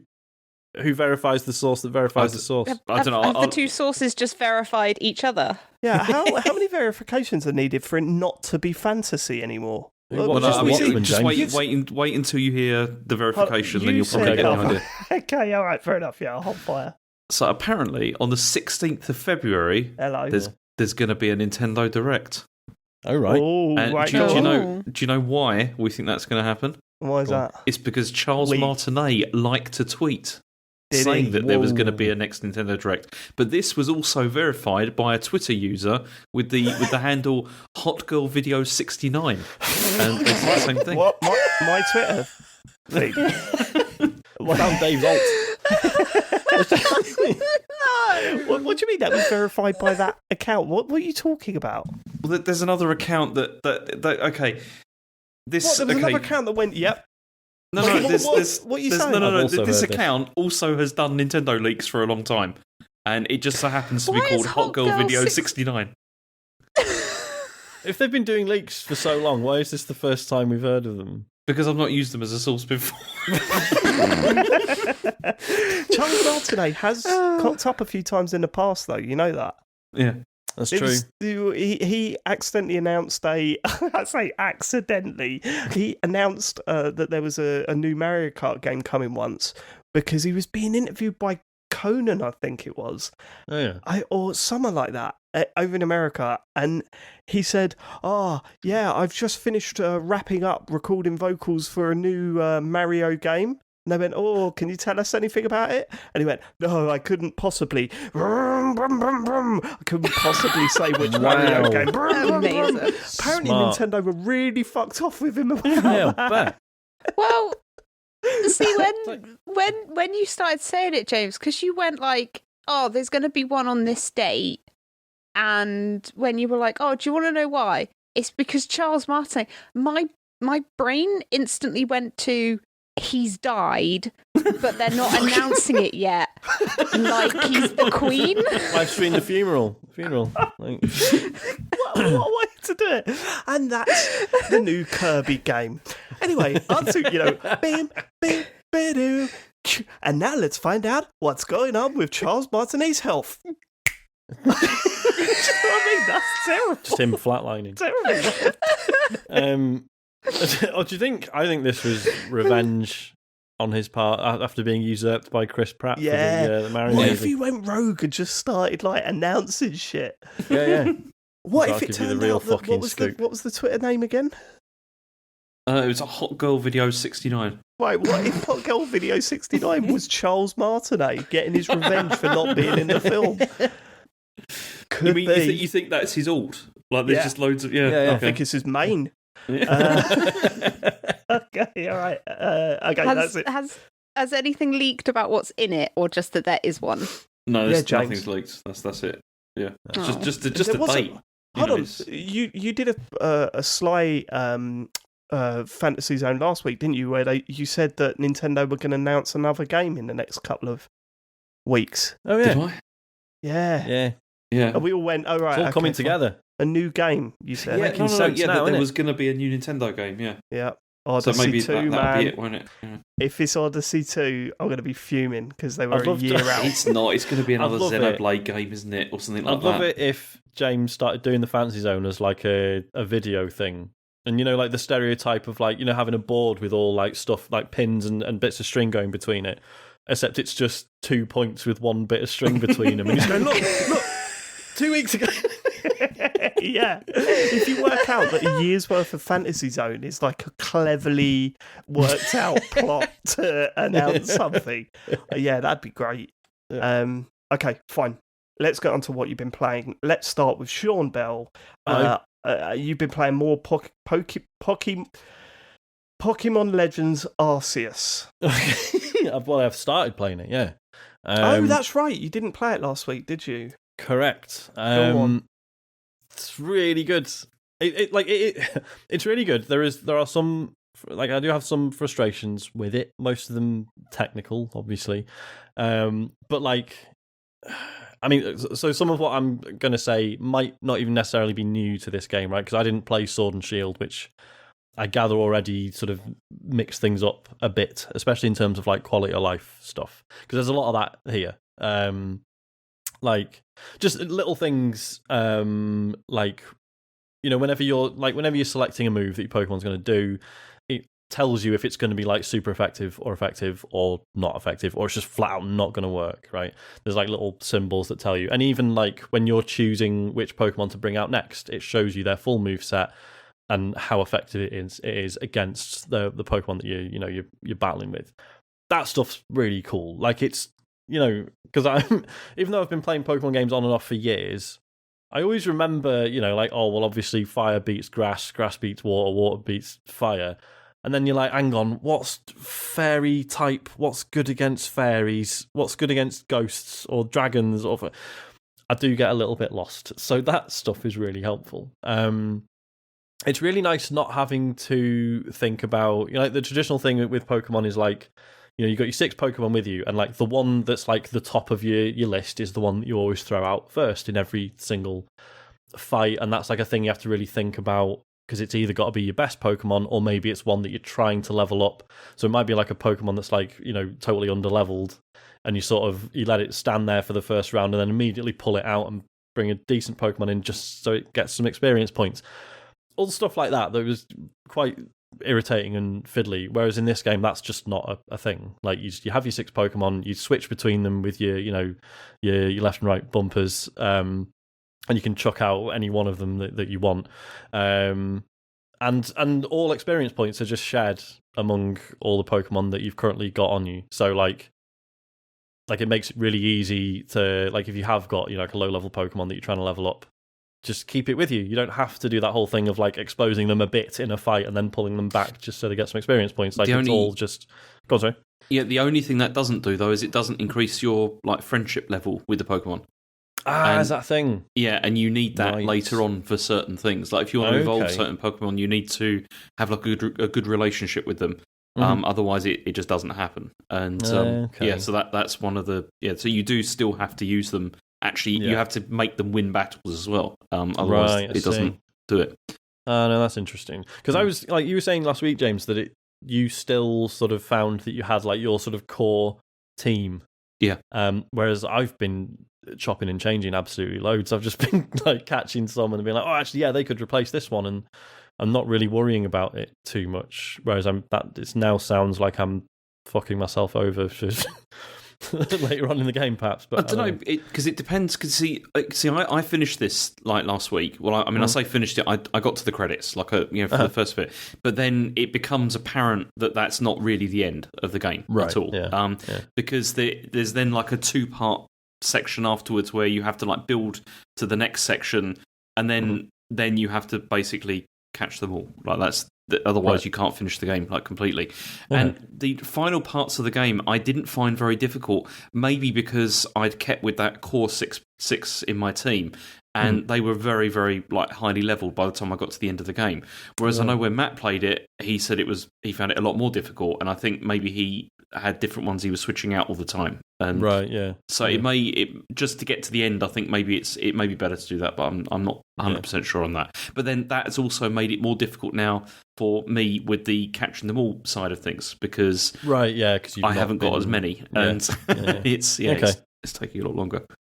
Interesting. No, the whole like we were saying last week, the whole filling the Pokédex is very cool, and it's nice that there are like when it first shows you the Pokédex, and it's like in order to tick every single objective for a given Pokemon, it's like catch them 25 times, defeat them in combat 15 times, evolve one 3 times, and you think, fuck, this is absolutely loads, but then you realise you don't actually have to do it all, do you? As long as you tick like 10 of them, you're fine, and that's done. But also, you don't have to have to actually complete the Pokédex. Like, you don't have to complete the research for each of the Pokemon either. You just have to have caught them. Although you do get like bonus extras, obviously, if you've if you've fully researched everything. The whole thing, and again, this is something they definitely brought in with Sword and Shield, but the like Pokemon just being out in the field, in the world with you as you're running around, rather than it just being random encounters, is brilliant. Like, it's such a decent change, and the fact that you your character has some sort of presence and some utility in the world, rather than just being the person that's carrying all the Pokemon around. The fact that you're the one sort of stealthing around in tall grass and figuring out how to get close to a Pokemon to lob a ball at it or whatever. And then some of those boss fights where you're actually you're going in and out of Pokemon battles. So they'll have a phase where they're sort of attacking you personally, and you having to sort of dodge around, and then you chuck some items at them, and then it goes into an actual Pokemon battle for a bit, and then out of that again. That stuff's really good, I think. Really enjoyed that. I'm spending all my money on clothes, James. Really? Yeah. Really dressing my guy up. I had 2 sets that I bought. Not into fashion, James. Not your thing. Not really. It's utility, isn't it? It's just it's true. But the default outfit is pretty iconic and definitely looks like the most useful. Any of the other outfits you can pick, it's but what happens when it rains, mate? What are you gonna do? Yeah. It's but yeah, no. I've every time I go back to town, I check if there's any new clothes, and then spend another $5,000 on a new kimono and some sandals.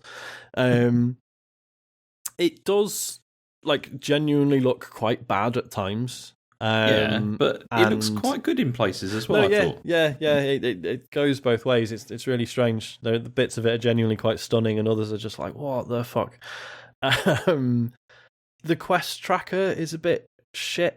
I find like you go around, you pick up all these like extra requests from people, and like it gives you like an icon on your HUD when someone's got a request for you, and then once you've picked it up, that's then like not tracked in any way unless you go through some menus and then specifically choose it. So like you can fulfill all the requirements for a side quest, and then be back in the village and not have a fucking clue. There might be 5 villagers who you can hand stuff into, but unless you go through those menus and you're like, right, this one, I want to complete this one, right, where are they? Like, that's a bit of a faff. Like, it'd be nice if it highlighted people who you've fulfilled the requirements for, and you can just hand stuff in.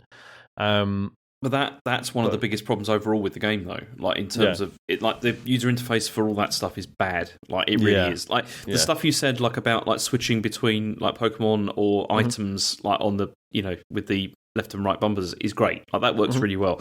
Yeah. But anything where you have to engage with those menu systems is dreadful, particularly for organisation. Like if you want to organise anything, it's horrible. Like it's things are buried under like multiple menus.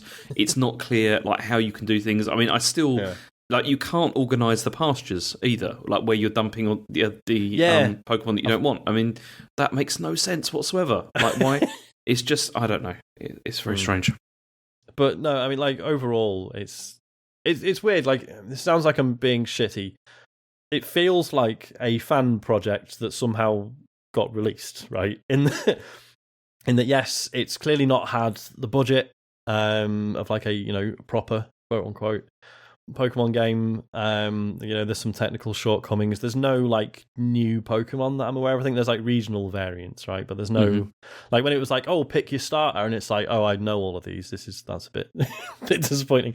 But equally, it takes risks that you would never expect like a mainline Pokemon game to do, and I really hope that like a lot of this, now feeds into where the series goes in future. That's interesting. Or we get more of these. Yeah, it kind of sounds like I maybe getting the complete wrong impression here, but it kind of sounds a bit like a more filled out Bowser's Fury. That fair? Yeah, I get where you're coming from. With that. And then it's kind of a sort of a bit of a spin off, and it's like sort of this is it or isn't it the future of the like you get the feeling that this. Someone really fought to get this made, and it was kind of like, well, all right, but you're not getting the resources of a proper, the next actual Pokemon game. But clearly, it's paid off because it's sold fucking loads, right? But I mean, I'd incredibly well. Much more likely to want to play one of these though than one of the traditional style ones. Yeah, it's so much more interesting. Like to me, like the way, especially like you said, just getting around in the world, but also like the act of catching Pokemon is much more interesting because you can see them, and there's like the stealth elements, and there's all like the like items that you can use to like make to capture lure certain Pokemon, all that kind of thing. I mean, I know they had that in the other games, but it was not as sort of interactive, if you know what I mean. It was always felt a bit more random. Just feels like you're engaging with the world. Like you're saying like the Monster Hunter comparisons. It's like because you're foraging and you're crafting stuff as you go, and like you could probably get away with not doing that stuff, but you'd have a fucking harder time of it. Like it rewards you for just sort of being observant and thinking about what you're picking up and what you're making. The fact there's all different types of Pokeballs as well. Like when you get like the heavy ones. And it's like, they got higher chance to capture, but the range on them is piss poor. And then you're like, right, these are the stealth. This is the stealth attack. Like this is for when you are able to creep up really close to a Pokemon and sort of pretty much guarantee a capture, but only if you can get that close. And I gather there's like way more as you go on as well. So yeah, I'm really impressed. I mean, Isaac's loving it as well. Obviously, he doesn't like the alphas though. He freaks out when he sees one of the alphas roaming around and tells me I have to avoid it. So then basically, is that the giant ones? Yeah. So because they're huge and they got like big fucking red glowing eyes as well. So they are pretty menacing looking. And So they could have done without the red eyes. What, sorry? They could have done without the red eyes. Unnecessary. Yeah. So the deal is I'll sort of whenever we see like if he's with me and I'm playing it, and we see an alpha, I have to like make a note of it and run away. And then when he's in bed, I then capture it. And then the following morning, I'll be like, don't have to worry about that one. It's gone now. We've caught it. It's fine. It sounds like tarantulas and scorpions in Animal Crossing. Oh, yeah, God. exactly. Harry used to freak out. I mean, so did I. Did he? Obviously. I was going to say, yeah. Yeah, they're horrible little things. Hated that shit. Yeah. Okay. So yeah, I'm going to say. That's interesting because I going from the marketing that I'd seen and the discussion that was had last week, I genuinely thought like, oh, this is the next Pokemon game, and they've tried to shake things up a bit. That was the feeling that I got, not that this was a side thing that was seen more of a proof of concept rather than anything else. And they're in that situation, aren't they? Where as James says, I'd be far more interested if their next game was like this. But James isn't one of their core crazy Pokemon fans, are they? Is he? Yeah. So, he doesn't represent their main audience. So, that's then, as probably I say, why it won't be like that. Yeah, but then this is sold well enough to justify itself. So, yeah, it's going to be fascinating to see sort of where Pokemon goes going forward. Because we already had, I mean, obviously Sword and Shield was considered quite a leap forward, but then there was it Let's Go Eevee and what was the other one? There was Let's Go Pikachu and Let's Go Pikachu, but they were remakes though of earlier games, but but they tried to throw in that dynamic of you could throw the ball with your wrist and all that and it kind of brought in some of the kind of mechanics from Pokemon Go. So like when you were trying to capture Pokemon, you would just throw the ball, like you wouldn't fight them at all. So it's almost kind of like if you have like Sword and Shield in the middle as your kind of like standard Pokemon game, the Pokemon Let's Go's were like easier versions, simpler versions. I think, and then it looks like Arceus is like a more complex version. Yeah, because I think the Let's Go ones sort of were skewed a bit towards younger players, I think, weren't they? Yeah, I mean, as if Pokemon isn't already it's for a game children. Grown up, Sarah. It's got mature themes about friendship. But yeah, like obviously, so like I've played a lot of Pokemon Go, and yeah, like Arceus does feel quite a lot like that in a lot of ways, because as opposed to the usual like, oh, you catch one of a species and that's you done. It's like, you're just running around just fucking firing Pokeballs off constantly, just like capturing like tons of them. But then, as you say, James, I'm dreading. I assume there comes a point where I have to start actually like releasing ones that I really don't need. Yeah, and I'm dreading that. Like, do you know about what that does though? They give you bonuses. Like if you release people from the pastures, then you get like dust and stuff, which you can then use to upgrade your other ones. Yeah, because that the effort level stuff is interesting, because that's been very sort of reworked, hasn't it? Because I've never when I was sort of playing Pokemon games properly, I never got my head around the whole EV and LV stuff. Is it no EV? It's effort value, and what was the other one? You're asking the wrong person. I can't remember. Yeah. Fucking basically, who do you want to answer that, Sean? There's these like hidden statistics basically running through the Pokemon series that if you don't, back in the day you'd have to like read something on game FAQs, or else you just have absolutely no chance. Anyway, they've sort of simplified that and made it a bit more obvious, basically. So it's something you can actually manipulate rather than just sort of either you happen to read about it or you don't. I like the fact that you were feeling anxious about releasing the Pokemon that you had. Like you were sitting there and I just want to keep them all in my basement. No, I don't want them to see sunlight again. We've been brought up, and you've got to catch them all like drilled into you. Yeah, at no point was it ever then release some of them. They never said that. The ones that aren't in your party are having a lovely time on a farm, right? No, that's what the parents told you. I was going to say, this does sound like they've died, doesn't it? Especially because didn't you say you get dust? You do get. Oh God! When you release them, they're getting cremated. Yeah. Oh, James, they're definitely getting burned alive, mate. Because they turn into gravel, Sean. I'll never forget, right, when I was in my back room and I had my friend over and my granddad was looking after us and my friend said, "Oh, should we go and have a look at your rabbit?" And I went, "Oh, no, my parents took him back to the farm where they got him from." And my granddad went, "No, it didn't. Fox had it." I was like, "What? Fox had it?" Oh my god! I just burst into tears. Yeah, yeah. My granddad didn't know. He didn't. He wasn't very good in situations. different generation, wasn't it? Different generation. Yeah, he didn't give a shit. I mean, he was a prisoner of war, Sean. He'd not give a shit about my feelings towards a rabbit. Yeah, fair enough. It's nature taking its course, wasn't it? Yeah. The point is, no, I just so I've got fucking dozens and dozens of Pokemon I don't need currently at this farm, and just the logistical issue of at some point having to release them. I was just like, I just don't even want to have to deal with this. I just want them to just pile up in the farm and just leave them to it. But no, if you get stuff for releasing them, I'll do that. I've also played.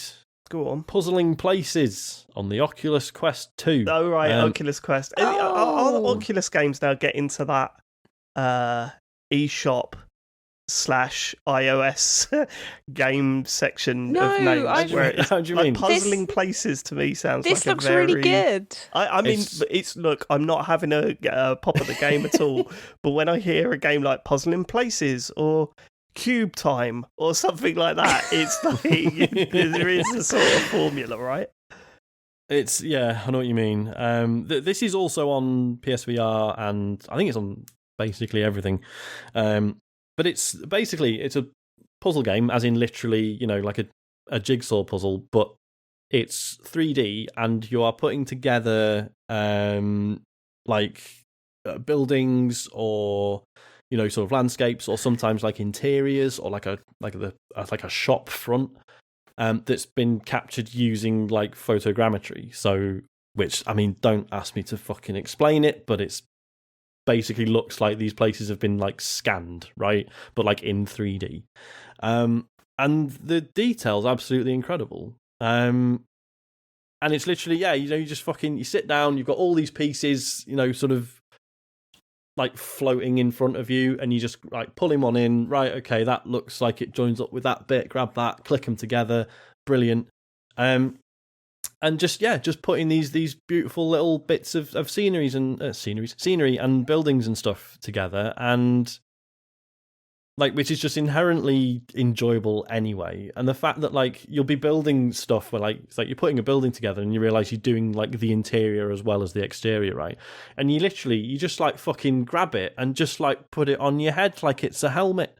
And you look around the inside it's the inside of a church. This is nice. And then you take it. Yeah, this looks incredible. It's proper good. And there's really gorgeous sound design as well. As you sort of assembling sort of different different areas of a puzzle, there's and you sort of as you move it around, you can sort of hear sound effects from sort of different bits. It's really lovely. Yeah, it looks like those 3D puzzles. Do you remember when they brought out 3D puzzles? Yeah, and they were foam backed things, and you'd build things out like that. Yeah, this looks right up my street, this game. It's proper good, man. And for every sort of, thing that has been scanned, and then therefore you can make a puzzle out of it, whenever you load it up, you can choose how many pieces it's split into, because obviously it's just divided up. So you can go from anything from 25 pieces to 500 if you absolutely hate yourself. It's just a really wonderful time. I think it was about £12. And I think there's paid DLC it's for it already. Cheaper than a puzzle, I've recently found out, because I told you before, I've been doing loads of puzzles with the kids or whatever. Oh, really? And I'm getting to the point where I'm I want to do one for me, a big old one. And then you look at it, it's £40. I'm nah, I'm not. Look, I ain't committing to that, because I need a mat as well. There's no way I'm doing that in one sitting. Mate, that's quite cheap. That's cheaper than I thought it would be. And and once you've built one, you don't have to think where you're going to put it in the house. Just move on. Yeah. It's fine. Okay. So yeah, really like that. Puzzling Places, have a look. The last one, this will be relatively brief. I've been playing Metroid Zero Mission on the GBA, except it's not on the GBA. I've been playing it because I got my hands on an analog pocket. Oh, this kind of goes into what I need to talk about. So I thought this would be a good week to mention it. Okay. So, because I've been torn on, so basically, I ordered the Retroid Pocket 2 Plus, which is one of these, sort of handheld emulators. And then, sort of shortly after pre-ordering that, was offered mates rates on an analog pocket. And I was like, can I justify having both? And so, for those who don't know, the analog pocket is it's a new device, but it plays original like Game Boy Advance, and I think it's like there's a Game Gear adapter and possibly some others as well. But it's not emulating them; it actually has the innards of various handheld consoles inside it. So it's technically running things natively. What does it play? What does it play? Like what games? As I say, so it's Game Boy Advance, Game Gear. Is there? I think it's like a Wonder Swan adapter, possibly. But like that's it, right? It doesn't, as I say, it doesn't run emulators. I dare say someone's going to hack it at some point, but we'll see. It's got an SD card slot, so I did take a look at one of these, like because I was with you when you picked it up. It looks stunning. It does look really nice, doesn't it? Such a nice looking thing. Is it the slim black one that I've seen? The one that looks like a Game Boy, but that was designed now. Four face buttons, that sort of stuff. Yeah, it looks incredible. It's really nice. It is absolutely gorgeous. And I decided, so I kept the pre-order for the Retroid Pocket 2 and got this because I'm a dick, and B, I figured it was like, the justification I used on myself was like, it'll be really cool to have one device that's got shitloads of stuff on it, and then another one that's just a nice, like such a nice object and just has one game in it at a time. Like the difference between having a Kindle with like 500 books on it and then just a paperback. Yeah. That I'm keeping in my back pocket. Do you know what I mean? So yeah, it's kind of, as I say, would I have got one if I hadn't had it offered for relatively cheap? Probably not. I think it's like 200 quid or something, RRP, but it is fucking nice. Sure. Can I ask you a question about it, though? Mm-hmm. Okay, so, because I'm having a look at one here, so it's got 4 face buttons and a D-pad. Yeah. What about the shoulder buttons? Where are they? They're sort of round the back, sort of left and right of where the cartridge goes in, basically. Is it comfortable? It is. It's much more comfortable than you would think. Mm-hmm.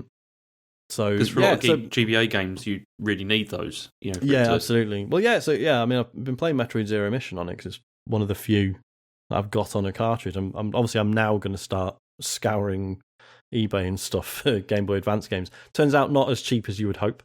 I was really excited to get. I was like, I'm going to get Pokemon Pinball Ruby and Sapphire. 25 quid, mate. Yeah, unboxed. Yeah, wow. But Metroid Zero Mission's really good. I never played it at the time because if you're not aware, it's Game Boy Advance remake of the very first Metroid game, and I think I'd assumed it was very much just like a reskin and a port, But it's really fucking good. They've updated tons of stuff in it. They've added stuff, changed stuff.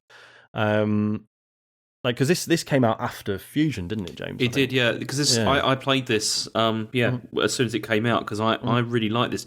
I know a lot of people complain because they just say, "Oh, it leads you by the hand too much," but I was fine with that. It's I mean, it does, but only in terms of it says right, here's where you need to go next, but it's always always a place that you can never immediately see how you're supposed to get there. Mm-hmm.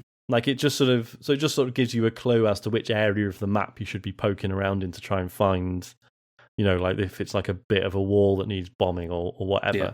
I feel like it's still cryptic enough. I mean, I'm kind of blasting through it. I'm at Ridley now.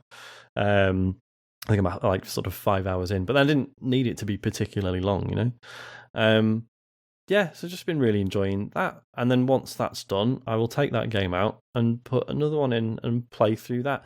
I get really paralysed by choice with these things. as cool as it is having consoles with shitloads of games on them. Yeah, I'm exactly the same. Yeah, but then I'm still really excited for the Metroid 2 Plus to show up, because that's going to do tons of stuff that the Analog Pocket could never do. I'm going to stream PC games to it in 640 by 480, and I can't wait.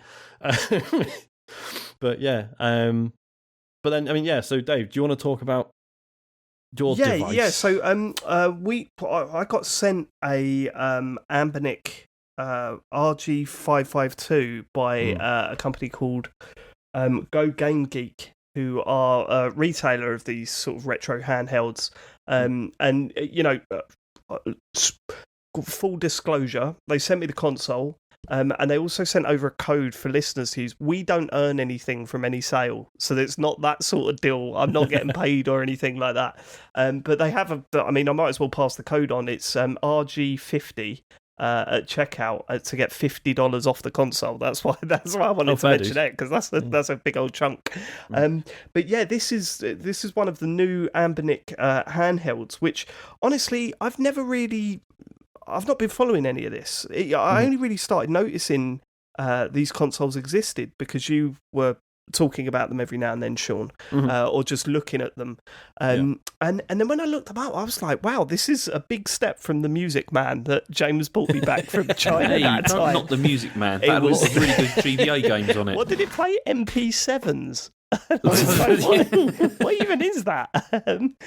So this is it's a Android and Linux based. It's got 2 operating systems on it, and it runs emulation software. It also runs it's funny, when I knew this was coming, I was getting excited with all the things that I could do with it, and I was like, oh, this is going to be great, I'm going to spend all this time with it, all this sort of stuff. And then you realise that, oh, actually this is sort of a put-together device for, nothing. You'll try a game and maybe it won't load, or you'll try a game and maybe it feels way more DIY than I'm used to, obviously, by using things like the Switch and other, handhelds.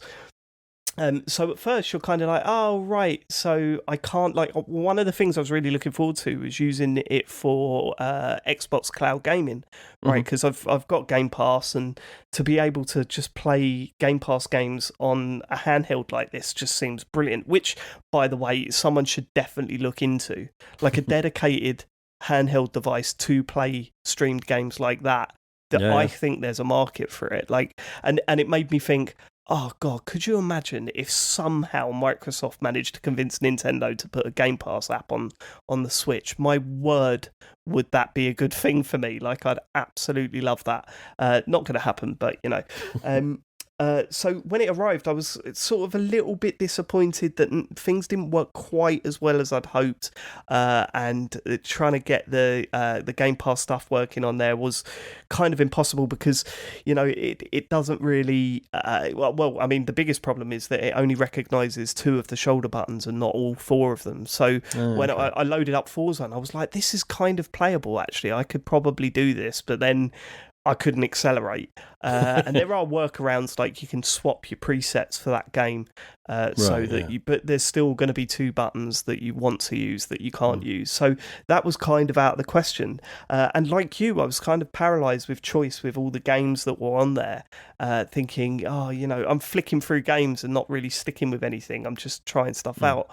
But then after that initial disappointment, you start using it more and you think, I can totally see why people want this sort of device, because all of a sudden I got stuck into Guitaroo Man, which is a game that I've been saying on the show and privately that I have not been able to play. I can't... Sorry, how do you pronounce it? Guitaroo Man. Guitaroo Man? In the game they do say Guitaroo Man. Have you played it, Sarah? Do they? Yeah, I played it on. It was PS2 originally, wasn't it? I played it on PSP because it got ported to that. So this is the version that's on this. I always thought it was Guitaroo Man, but you could. They definitely. I wouldn't correct anyone either way. I think. Yeah, no, I think it is a bit of a guessing game, isn't it? Yeah, just everyone I've ever spoken to about it has said Guitaroo Man. That's the first time I've ever heard it said like that. Now you can tell them, all of them, that they're wrong. Yep. Go ring them all up. Spread the words. I remember, I've mentioned this before. I had the demo disc for the PS2, and I was like, "What the hell is this?" You'd play everything on a demo disc because it was back then. You didn't have any games, and so you just tried everything. And I adored that demo. I played it over and over and over and over again. And when I finally found a copy in the store, I was like, bam, I'm getting this. And then I bought it for the PSP when I had one of those because, I just adored it. I cannot believe you've not played it, James. Like, you mentioned this before we started recording. It's madness that you've not played this. You would adore it. Yeah, I'm sure I would, but it's very unlikely that I ever will now, is it? Either, because it's never going to get re-released. You're playing it. It's just it's too good, that game. It's so good. So then when you start sticking with a game, I'm finding myself finding a game, sticking with it for a long time, really enjoying it, and then every now and then I'll go into the main section, hit the random button, and just play a main game. And you soon discover that there were a lot of games that were like, "You listen, put pound in, right? Good. If you do well at pinball, this bit of clothing comes off that." And you're like, what fucking hell? This was quite a trend back then, wasn't it? It was so weird. It is weird how many games that I've come across that's just like, sure, I'm sure this has nothing to do with anything, but do well, keep putting the money in, and you might see a nipple, mate. All right. Are you sure you didn't just get like the filth version or something? I've just got the filth version. Also, you say it was a trend back then. But like, is it still a trend now? Have you looked at Steam? I haven't. I'm not a big gamer. Just look up the visual novel category. And... James is a big fan of the visual novel, aren't you, James? Not from Steam. I never play any games on there. Maybe I should. But all that stuff aside, like the console itself, I'm like blown away by how much of a solid piece of kit it is. It's got dual analog sticks on it. There's a couple of like missteps. I think the R2 and R1 buttons, L2 and L2 buttons, they're in a line like along the top of the console, so not staggered like what they call staggered on the Switch, where you've got one behind the other, like you expect from any sort of controller now. They're sort of next to each other, and that becomes a bit of a pain. The analog sticks are slightly recessed as well into the console, and now obviously that's to stop them from sticking out too far. But actually, when you're using them, you feel like your I don't know, your thumb is like touching the screen or the plastic just behind it or whatever. But other than that, like, it's a pretty like good looking console, and the screen is just absolutely stunning. It's like a 5.3 inch widescreen screen. So like the advancements that these handheld consoles have made, and even the one that you were talking about, your analog one, they're actually looking like pieces of kit that you want to own now, and that are comparable to sort of handhelds that are being put out there by, say, Nintendo. Although, you go back to the Switch and you say, oh no, actually this feels way better in the hand. You could see the quality there. But actually, these are actually really usable now. And I've kind of had a hell of a lot of fun using it. So, I'm interested to see. Because the other thing is that there are some software glitches. Like, so out of the box, there's been a lot of complaints about syncing issues with audio and stuff like that. But of course, all these things are just open there to the community. And because there's such a demand for this sort of product, like, there's people just going, okay, right, this is how you upgrade the software. This is how you get over this sort of issue. If you're experiencing problems with audio, there's whole software updates done by the community, including hotkeys to change the way you turn the fucking thing on and off, or reset it, or bring up the function menu and all that sort of stuff. I'm kind of into it. Like, it's totally against what I usually love about gaming. Yeah. You know me, I just like to stick a game in and play it. Like, I don't like pissing about. But it's oddly compelling. It's been interesting because so I've been, as you say, I've been sort of keeping an eye on these sorts of devices for a long time, and it just feels like in the last sort of month or two, there's been this sort of real watershed moment. So yeah, like the Anbernic RG552 is sort of not like absolute top end, but it's what's the RRP? It's like $200, $200. No, I think it's more than that. I think it's like $250 to $300. But okay, but it's got the new processor in it, isn't it? That's what. Yeah. It's like the next gen version of these things. Whereas, I haven't actually got it yet, but the Metroid Pocket 2 Plus, whatever it's called. So that's more like £100, but then it doesn't like the screen's like a fraction of the size of the Anbernic, and it's like it's 4x3. Yours is 16:9. I think yours can do up to like PS2 and GameCube stuff.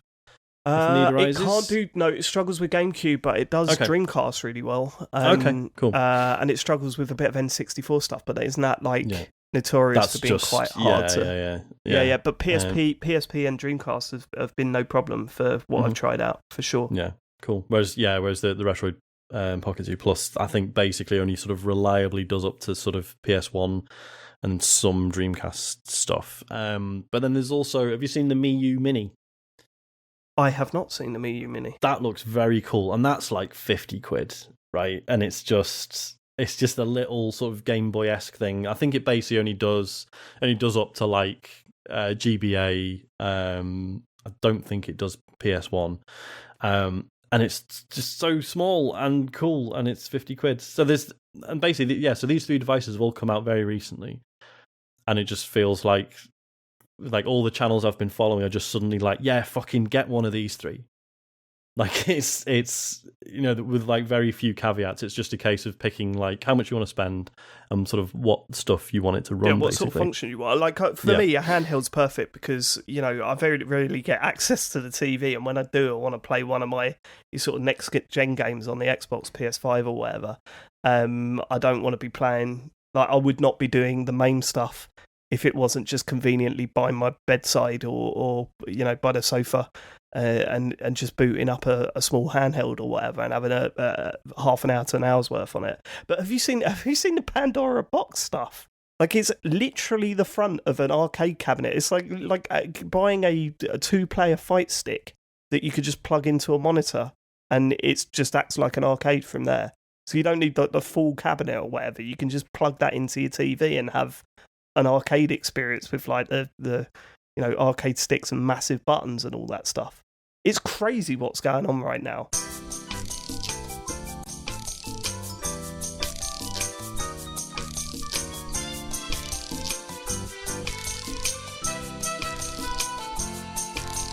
Hello. We had to just take a short break there because Sean Bell has had some parenting things to do. And he has just informed us that these parenting things are so severe that he can't continue with the show. So, James, are you ready to read out the questions when we get there? Yeah. That's your job now, mate. Yeah. Sorry about that. Look, these things happen, and it's nothing to worry about. It's just Sean had to nip away. He will be back next week. That's all I had to talk about today. James, Sarah, before we get to your games, James, you've been playing a big release this week, right? And it's not even out yet. No, I don't understand why I've got it, because I bought it, but I bought the standard version. That's how you got it then? No. But, really? Okay. Yeah, so that's the thing, because there was like a deluxe version that was apparently like unlocked earlier. Yeah. And then I just got the standard one. But it seems that they've also unlocked the standard one like a day early as well. So before we started recording this, I played like Sifu, or problems with this name. It's really annoying. Yeah, what is it? Is it not Sifu? Well, okay, it's called Sifu, but then this must be like Cantonese pronunciation or whatever, because in Mandarin this is like Shifu, and so every time I look at this, it's like it annoys me slightly but then it shouldn't do, because that's just mainland China, which is like different and everything. But anyway, so I started playing it. I've played it for about an hour, so I don't, I've only got like really, really brief like sort of first impressions of it, and I've got a very bad feeling that I'm not sure if I'm going to get on with this game. Why is that? Well, mostly because it is really difficult. Because the main core mechanic of the game is something which I'm always really bad at in games, and that's parrying. I'm always okay. I'm terrible at parrying in games. And are you putting too much emphasis on the parrying? Because the reviews that I've seen is that there's 3 different ways to avoid being hit, right? There's block, there's dodge, and there's parry. And I heard that it was, it's not necessarily parry all the time, because in some instances isn't it learning about when to do what? Yeah, and I think maybe that's where I've been going wrong, because that's the other thing, like, the game doesn't really explain very much at all, like, how to play it. Like, when you first start it up, it gives you, like, a sort of a brief rundown, like, where you get to, like, fight a couple of things to, like, show you, okay, this is what you can do. This is, like, the rhythm of like, the fight. How you can, like, parry somebody, then you can attack them, or you can, like, dodge around them and then hit them or whatever. But I found that when you get, like, surrounded by loads and loads of enemies, you kind of have to parry, because otherwise there's no way you can roll out the way or whatever, so you're having to do that, and I found that quite difficult. I mean, I got through to the boss on the first level, and I got wiped out. Like, I didn't, because it has this mechanic whereby every time that you die, it adds like 1 year to your life. Then the second time you die, it adds 2 years to your life, and then the third time you die, does that reset when you get to the next level? No, it doesn't. Oh, shit. And so there's a lot of things like that which are make it more difficult. But then what you can do is, if you then fail on the next level, you can then start it again from like whatever your best like sort of level was for the previous level. So if you finished it on like 30 years old, then you go back to being 30 years old again you have to try again, basically. And from what I can understand, the whole purpose of this is to try and perfect each level, really, so that then you're getting through to the end and you're still young enough that you're not, sort of finding it really, really difficult and getting knocked down. Because every time that you get older, your attack power increases, but your health goes down as you get older. So by the end, it's like, you are pretty strong and you can, the punches and kicks are good, but then you get knocked out really quickly. And I died. I got to the point where I was 75 years old, and that nothing was working there. It wasn't very good. But I have to say that it does feel very nice to play. Like the actual, it looks incredible. I watched a bit of it on Twitch before we started recording, and visually, the animations and everything, it looked incredible. I couldn't work out what the players were doing to make it look like it did, but it looks the fights look so fluid. Yeah, and they are. Like, it really is. Like, even me playing it, and I'm not very good, like, you start to, like, sort of stack up combos and stuff like that, and you start to be able to, like, move from player to player and, like, knock people down, all that kind of thing. It's very nice. Like, it looks incredible. It's probably got one of the best uses of the DualSense that I've had since using it. Really? Like, it's especially at the beginning, like, they do the whole rain thing, and it's perfect. Like, and it's not just the feeling of the rain, but also like the sound coming out the speaker is like, really good, and it's really, really nice, like the way that they implement that. It's probably the best since Astrobot, I would say, like, in terms of using that, which is really nice. It's just that I'm really getting the impression with this is a game you do have to learn, and if I'm going to continue with this, I'm going to have to sit down and teach myself how to play it properly, because you sound like you're trying to be like you're holding back the sick, even considering learning a new fighting system. But no, it looks really nice, and it's I was enjoying what I was playing, but I very quickly began to realise that I'm not good at this, and I'm going to have to teach myself how to be good at it if I want to persist with it. Because it's not an arcade brawler or something like that. Because that's when I first saw it, that's what I thought it was going to be. I thought it was going to be like kind of Streets of Rage style, like, kind of game, but it's really not. I'd only just heard that, like, it was really hard about, like, just as the reviews were coming out. I didn't expect it to be like that at all. But it's been getting good scores. Yeah, definitely. I'm pretty sure I'm going to pick this up in the near future. Mm-hmm. All right, okay. Well, we'll hear whether or not that you've gone back to it next week, I guess. Yeah. Sarah, what have you been playing this week? I've been playing Final Fantasy XIV. Which one's it? Is this online? Is this what is this one? Yeah, so this is the MMO that Matt brought up like last week. That's right. He'll never go back to it. He won't go back to it. I mean, so when he brought it up, I was like, yeah, he's not going to go back to it. I'm also not going to encourage him to, because he's got, a wife and a child. Like, don't start playing Final Fantasy XIV. You do realise that now that we've said he's never going to go back to it, he will now go back to it. He'll probably go back to it, yeah. No, yeah. Also, he, on Twitter earlier, he showed me that he had finally started playing the original Final Fantasy VII. Right. So that, play that. Don't play Final Fantasy XIV. But, oh my god, it's so good. It's when did this actually launch? So let me double check, because my audio is going to get weird because I got to lean past. Something tells me that this came out a couple of years ago, didn't do too well, and then they did a relaunch. Yeah. Well, I mean, when you say a couple years ago, so the original Final Fantasy XIV came out in 2013. Okay, right. That's more than a couple of years ago then, fair enough. Oh, no, sorry. 2010 was the original was the original Final Fantasy XIV, but it was shit. Like, it was dreadful. And basically, they essentially they actually kept it live, and they actually still kind of like patched it a little bit and actually kind of improved it, but at the same time, they essentially rebuilt the entire game and released it as Final Fantasy XIV: A Realm Reborn in 2013. Right. So there's two really, really good YouTube series about it. One is, I think it's by a channel called the Speakers Network.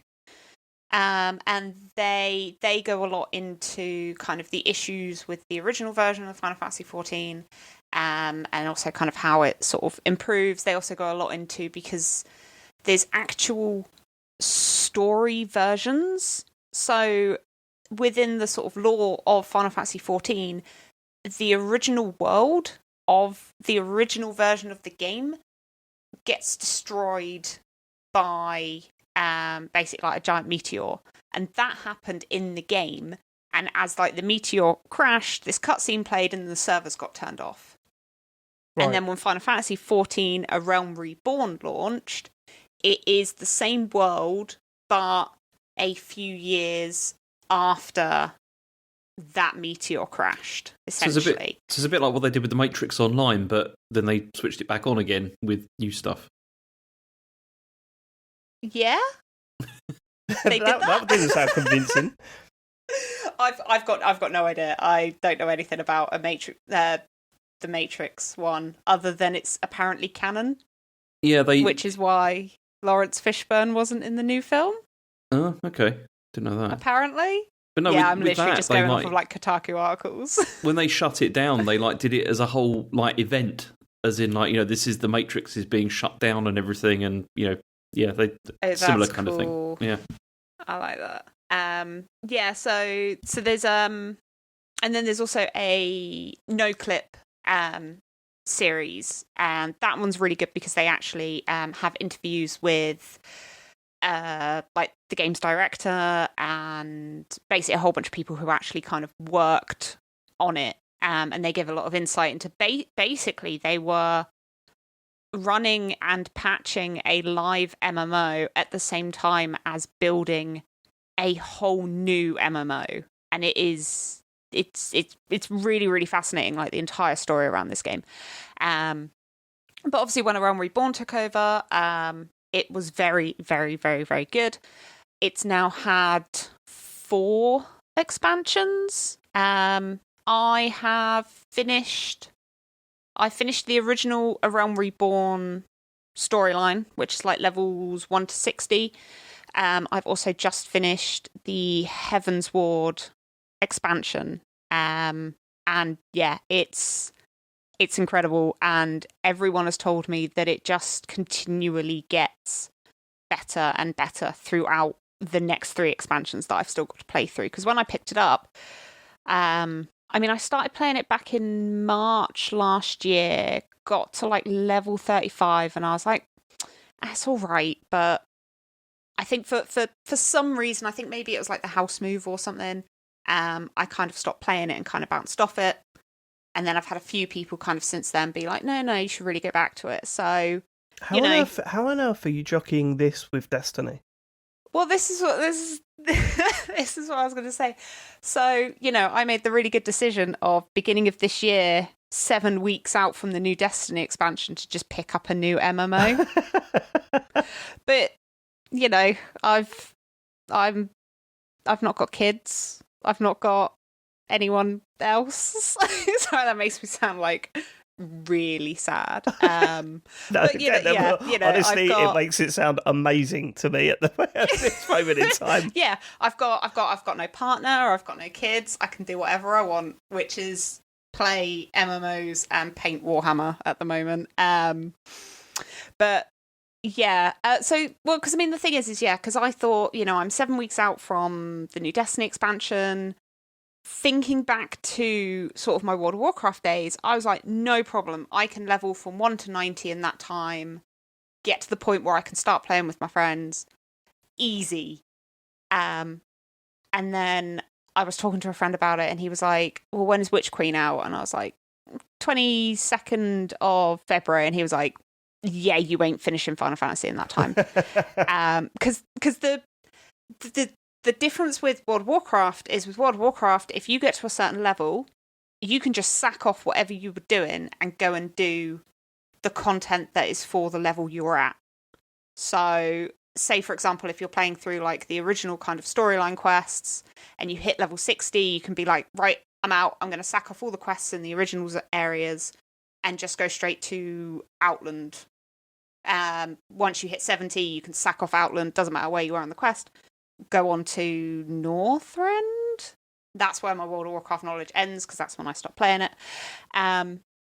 But in Final Fantasy, you have what's known as like the main scenario quests, and it is a quest line that you have to follow. And not only do you do, so obviously you play through a Realm Reborn, which is like the 1 to 60 as the game came out. But then there's like a few kind of patches worth of interim quests which came out before the next expansion. Then you've got the next expansion, play through all of that. Then you've got, again, those few kind of small sets of interim quests, and then the next expansion and so on. So you have to follow that whole quest line. And on one hand, it does mean that you are so much more invested in the storyline because you're seeing it all, rather than doing a little bit of it and then, going off somewhere else without finishing the story. So I've kind of shifted my mindset with it, and I'm not playing it like, oh my God, I need to rush to get to 90. Doesn't matter what I'm doing, I just need to get to like level 90 as quickly as possible. I'm now kind of playing it as just a kind of single player Final Fantasy game, but occasionally I'll do like a queue for a dungeon. I'll run like a dungeon or a raid or whatever with some people. Also because I've been invited to join a guild, but I can't join the guild because the server that they're on is full and I can't transfer servers, and probably more than likely won't be able to until June when they launch the new European servers. So that's kind of annoying. That is annoying. I've only ever been invited to join a guild in one game. James, this will make you laugh. One game I was invited to join. Not a what the other name for a guild? Clan? A clan in one game, right? And it was Midtown Madness 2. on the That had PC. clans? They had a clan. And we had we had 3 letters after our names, and we were like, "Yeah, we're gonna." Oh my god, I remember that. Did you not get into all that in Rainbow Six? Like, they No. remember all the No, scandals you there not was with that. Or like- clans. No, what? Or like Destiny, were you not in a Destiny? Like on the original Destiny, were you not in a clan? I wasn't in a clan. What was the scandal, James? Well, no, because okay, so there was a roll-up clan, obviously for Rainbow Six 3, like when it came out on Xbox, and there was this whole thing with because there was a limit on how many people could join, and like somebody went in and like registered the clan first, and then people sort of like piled in, and then they kept on getting kicked out and everything, and it was I remember something like. Oh no, you're absolutely right. I remember something like that, and wasn't it? We were online. So maybe I was in that clan then, because I remember someone joining and going ballistic because they got kicked out because they didn't play for like 3 weeks or something. That is exactly what happened, but what made it even funnier was that person was using one of those voice masks. That's right! For the thing. Oh my god, what a blast from the past. I remember that. Yeah. God, he was using the Dark Master voice stuff. mask. And like the person who was moderating it was like, Can you please just turn the voice mask off? That's right. I remember I was there. And he was doing all this stuff like, I don't know why you have a problem with me, I remember that. They booted a bunch of people. Oh my god. That is... I'd forgotten all that stuff, James. Yeah, it was great. Honestly, Sarah, guilds, clans, they sound like trouble. I think you're probably better off. You don't need to get into that politics. Well, no, because the clan I'm joining is it's a very like small group of people. Like, so my housemate also plays an absolute ton of Final Fantasy, and she is in a clan that is on the server that I'm currently on. Right. And bless them, I was having trouble finding a group for a trial, which is essentially it match makes you with other people to do it, but rather than being like a full dungeon, it's literally just like one really hard boss. And I was struggling to kind of get a group. Like the queue for the matchmaking at one point, it hit like over an hour, and it just wasn't finding people who were also queuing for that boss. So she got a bunch of people from her guild to like help me out, which was really, really, really nice. But they do play it kind of seriously. Like, they have interviews for new members where, like, if someone wants to join, they get them to run like a trial raid with them to make sure that they're like a good fit and stuff. And I'm like, that's too serious. Whereas you need to find the right level, don't you? Yeah, and I mean the guild that I'm hopefully going to be joining, the tag that appears like at the end of your character name. You know, you're saying in Midtown Madness you have like the 3 letters. Yeah, Midtown. I like the fact that you're trying to relate it to my Midtown Madness clan. Yeah, well, it works, right? So it does. The tag for this guild is just kebab. Okay. So yeah, so that's the kind of level that I want to be playing Final Fantasy at. And Destiny is like, because I'm also in a clan with a bunch of people from work for Destiny, so that's like my serious game. And then at the moment I'm just kind of picking away at Final Fantasy until I get to the end of it, which might be a while. But I mean, I'm on one hand I'm just really, really enjoying playing a new, but at least new to me, Final Fantasy game. But the story in A Realm Reborn kind of starts off a bit not bad, but not great. It's very early Final Fantasy story in that it's like, you are the warrior who's gonna save the world, and there's crystals and there's bad guys and you need to get the crystals. Like, it's fine.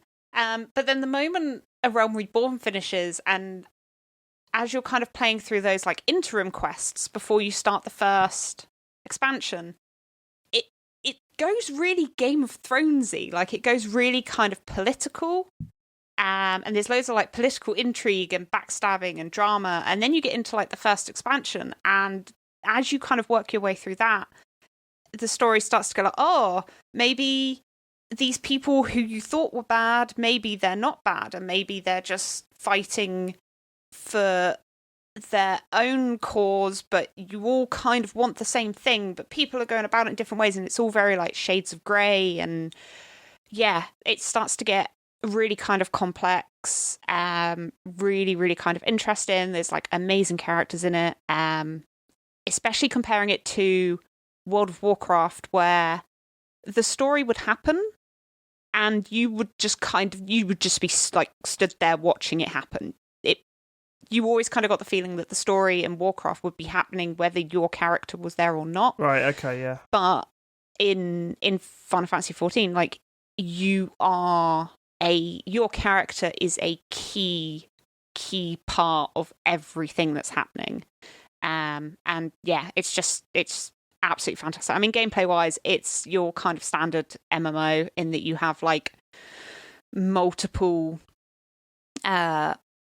bars worth of abilities, and you've got like 20 abilities that you're kind of juggling. You have like your kind of what's known as like your rotation, so it's maybe like anywhere between sort of 4 and 6 abilities that you'll kind of work through in almost like a combination, and then you'll have sort of situational abilities to kind of get out of areas or to heal or whatnot.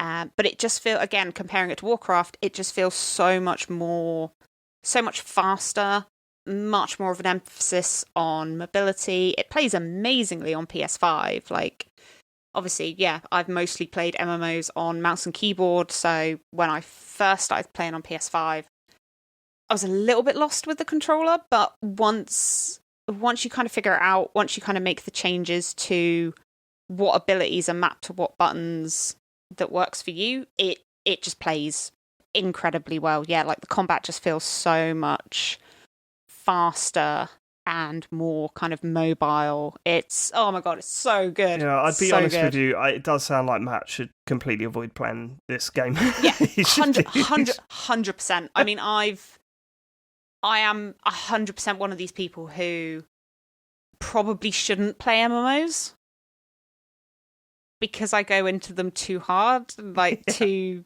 get addicted to them. That's the easiest way of putting it.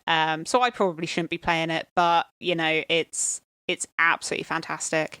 Cool. It's so good. So the character you create though it's cross-platform then, presumably. Like if you can play on PC, PS4, PS5 or whatever. Yeah. So I'm playing on PS5 at home, and then I've also got it installed on my work PC, and I play it at lunch on my work PC. Which is why I say that I probably shouldn't play MMOs. But then it's the same with Destiny 2. Like I've got that installed on my work PC as well.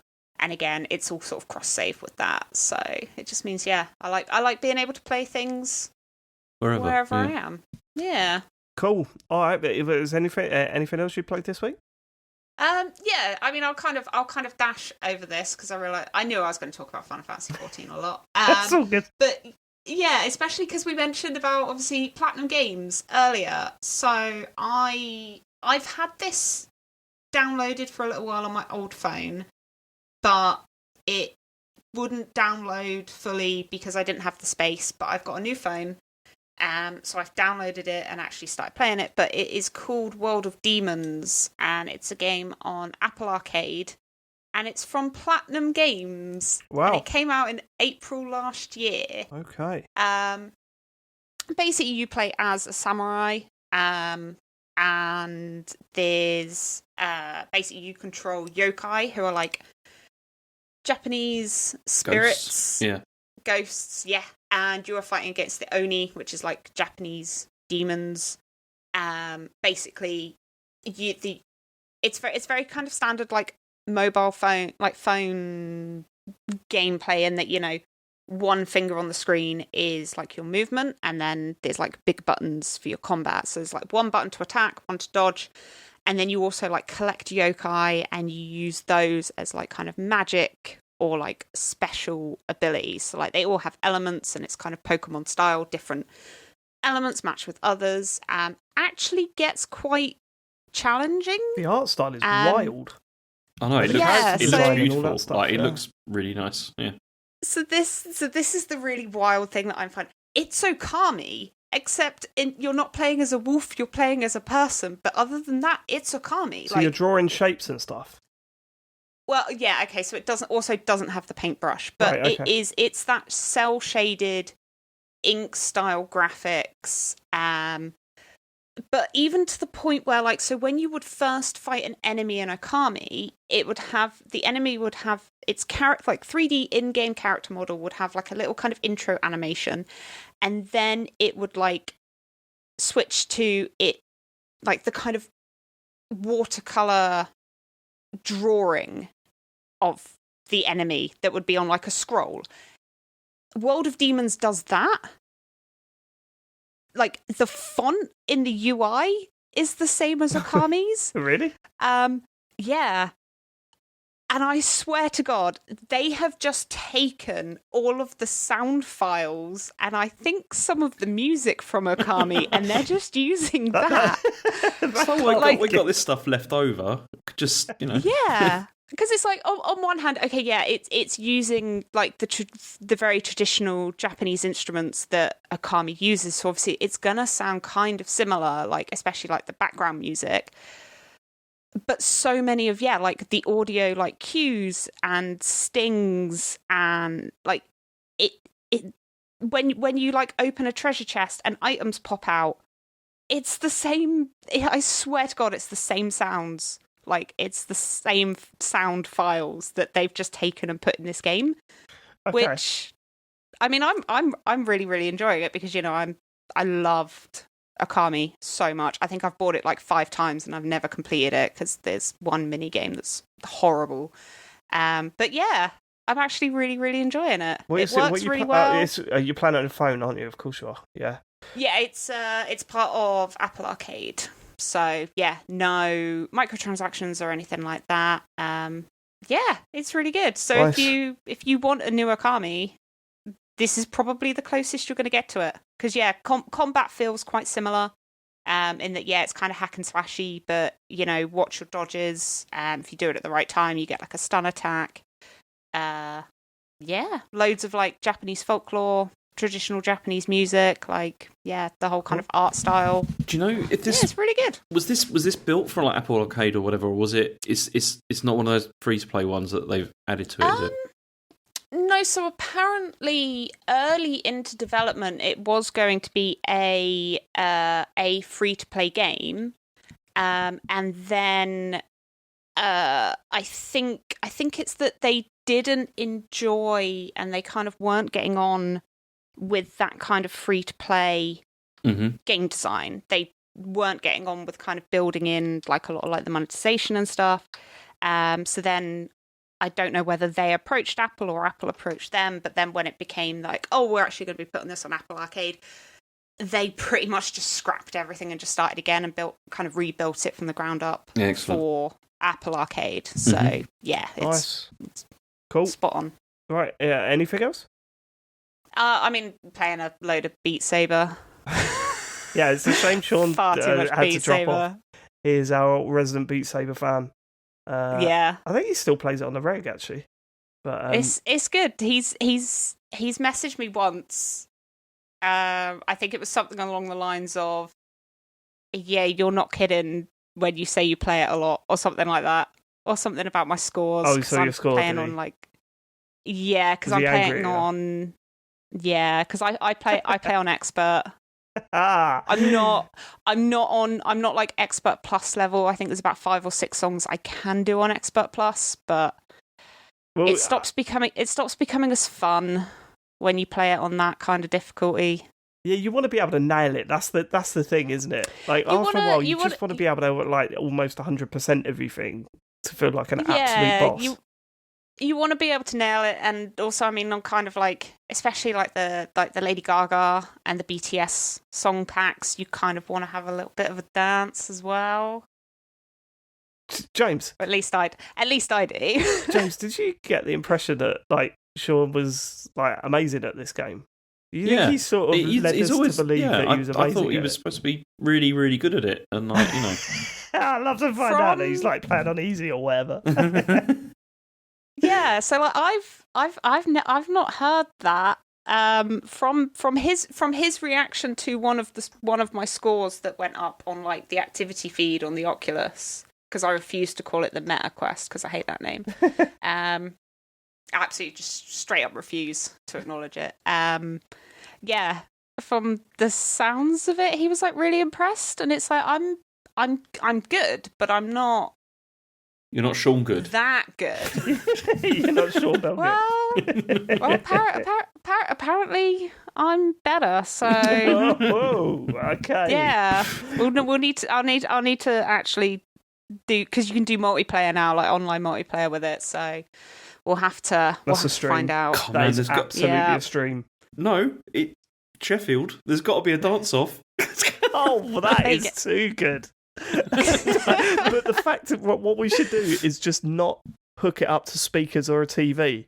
So we just see those two on stage playing it, and then at the end of it go, oh, I won.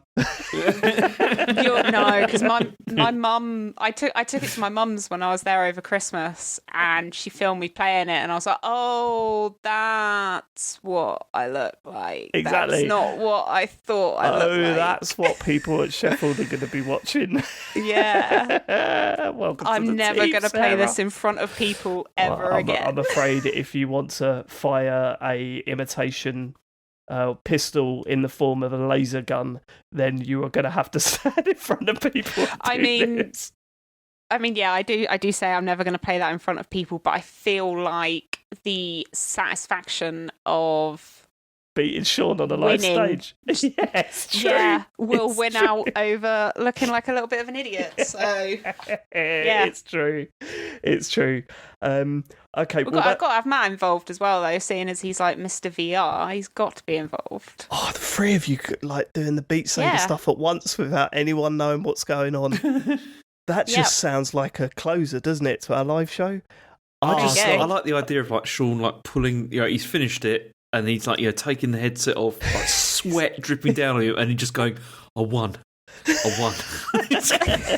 and then Sarah goes, no, you didn't. Stop lying.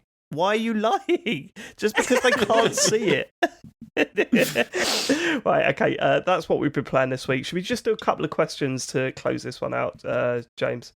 Yeah, so if you want to contact us, you can visit tcgs.co/deartcgs. There's a form you can fill in. See, you're putting me on the spot for choosing these, because I didn't choose these, obviously. Okay, so Ben Strash Scientologist says, as Sarah is on this week, can she please explain to the lads why Inscryption not being in the Game of the Year show was a big mistake on their part? So, yeah, I mean, wasn't it one of your like wild cards? No, it wasn't. Was it one of the votes? Ben's been a fucking nightmare with this game in our Game of the Year show. I was going to knock this in the head, but yeah. The thing is, what you're saying is that it's a mistake not having it on the Game of the Year show. Two played it and didn't think it was good enough, right? And the other two didn't. So if it was on the Game of the Year show, you would have been even more pissed off. Exactly. And also, so I'm guessing when you say two of you didn't play it, I'm guessing it was you two.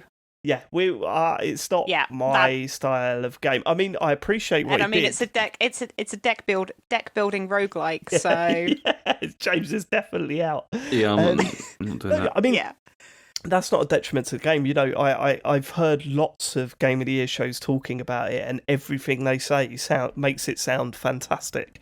It's a little bit harder for me to play because isn't it PC? Oh no, it is on PC Mac only. as well, right? But I can't. I don't use this thing to play video games, so if it was like on Xbox, I might have given it. Yeah, how possible is it to play this on a console? Do you think? It would work. Apparently, the developer is looking into it. But yeah, I mean, you'd have thought so, wouldn't you? I'd want to know though whether Sean and Matt completed it. They didn't. They didn't get anywhere near at least Matt didn't. Did Because that's the thing. I think if neither of them got past Act 1... Yeah, I don't think they did. That would explain why it didn't make it onto the Game of the Year list. Yeah, I think they got to the first boss and struggled with the first boss and didn't go any further with it. So. Oh, okay. So they didn't like it because they were bad at it. No, I didn't even think they didn't like it, but it was one of those games where I think they both found it really interesting, really cool, but they got to a sticking point that they weren't compelled to push past.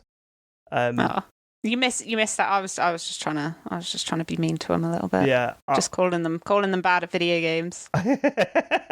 Yeah, I can see why.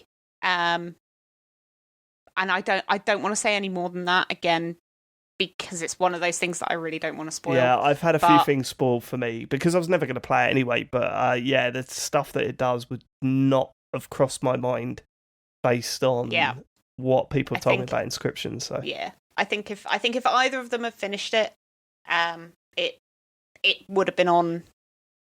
What I feel maybe more Sean's. I think if Sean had finished it, he might have put it on there. Yeah, probably. But ultimately, I wasn't mad because Death's Door won. So I was like, worthy that's winner. fine. Worthy winner. James thought it was too obvious. Worthy, predictable winner. Next one is Maria Mendieta. She says, "Dear TCGS convention organisers, with Valentine's Day approaching, what advantage do video games have over other media when it comes to portraying relationships? I suppose spending over 50 hours with a character is about as annoying as it is in real life." Keep administering the weekly dose of laughter, sincerely, Maria. I guess the best thing about it is the best thing is you have multiple choice stuff in it, and then you can go back and try it again. And things like that, which is awful. No, but it's saying what advantage do video games have over other media when it comes to portraying relationships? What the multiple choice is about as good as it gets, but even then, you're offering multiple choices that are usually so binary anyway that it doesn't really work. Mm-hmm. I think the only time that it's done a relationship, and this isn't a Valentine's Day style relationship, is how I'm going to brand this. But your Brothers, Tale of Two Sons, that had some really interesting ways of portraying a certain type of relationship that it gets across really well. But I think for the most part, I don't know if a video game has really nailed that, has it? More than other media. I wouldn't say better than other media. Like some have been good, but I wouldn't say like better. Has a game ever got kissing right? Because I don't think it does look like they're either like there's a 3 millimeters between the faces, or they're just like robotically going left and right. It's just never quite nailed that, has it? Oh, come on. Like Heavy Rain, like absolutely nailed it. 2 Pac-Man eating away at each other's faces. No, it's horrendous. Doesn't really get it, does it? Well, when I read this question, all I could think of is back in the day. I don't want to think about how long ago this was. So I played Dragon Age Inquisition. Obviously, those games are famed for like their romances, but I mean, I was kind of playing it in like my normal kind of like completionist sort of way. And I was working through. There was a character called Blackwall who was just like this kind of really miserable human soldier who had like a tortured past, and all his friends had died, and he was just really sad and miserable all the time. So I was like working through one of his quest lines. Because I was like, it's a side quest. So I'm just going to, do loads of side quests. So I just kind of ended up on his quest line. And, he was sad a lot. And I was like, oh, they're there.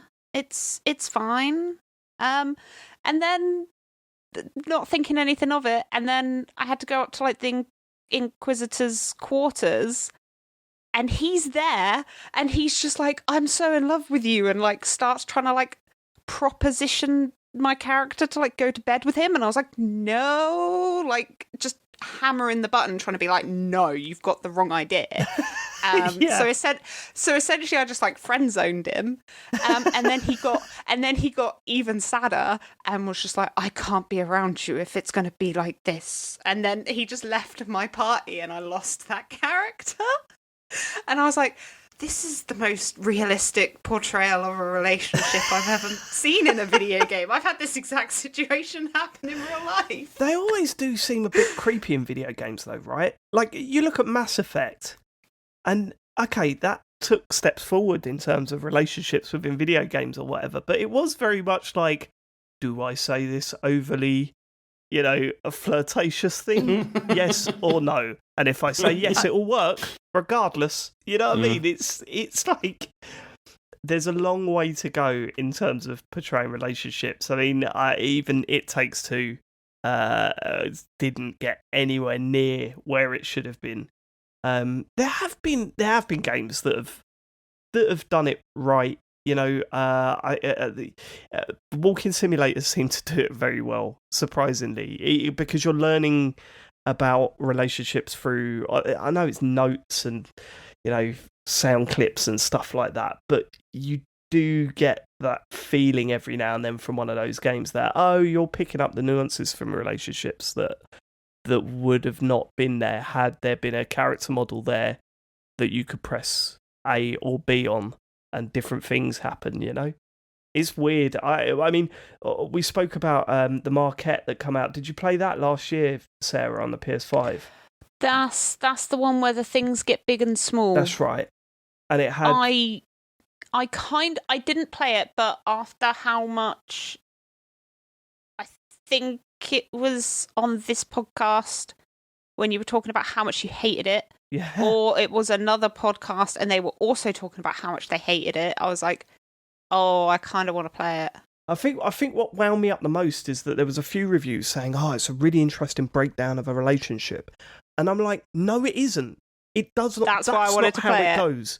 That is not how it goes. It is not as straightforward as this. It's like it's terribly written, in my opinion. And when I saw that in a few Game of the Year list last year, I was shocked because that stuff actually genuinely angered me. It was like, you are not understanding. Like, it's such a cliche. Hey, I come home and you didn't text me, and then the next thing it was like you are, and they're rowing, but the rowing is so like base level that's not how real relationships go or pan out. Or there's nothing here that reflects, I don't know. I think there's still a long way to go before gaming can get that across. I think they'll get there. I think there's certainly some advantages to be had. Like, as I said, the way that Brothers deals with loss is really interesting, that could not be done within a film or a book or, any other form of media. The way it expresses that is really interesting and works. So that's where you'd have the advantage. But yeah, no, certainly not. We've not seen the realisation of people connecting with that in many ways. Although there are a fair few games that try and portray this that I haven't played, So I may have missed out on a few. So if you're thinking of a few, let us know what you think. We should probably end it there, right? Yeah, I could do one last quick one. Go on. Capone Adam, is it time for a new Tomb Raider yet? No, it's not. It's absolutely not. Do you not agree? No, that Tomb Raider reboot come out and it was like, wow, this is wicked. Then the second one come out and it was like, it's still wicked, but it's more the same. And then the third one come out and it was like, okay, right, let's come on now, let's shake it up a bit. So I think that needs a little bit more time, I think. Okay. Who's doing the socials? You. Okay. Watch this, Sarah. This is the best. I've forgotten where to begin with these. Okay. I'm just going to... Okay. We're doing streaming on Thursday. There's Nuzlocke, Stock, and 2 Slow King... Is it Barbaracles?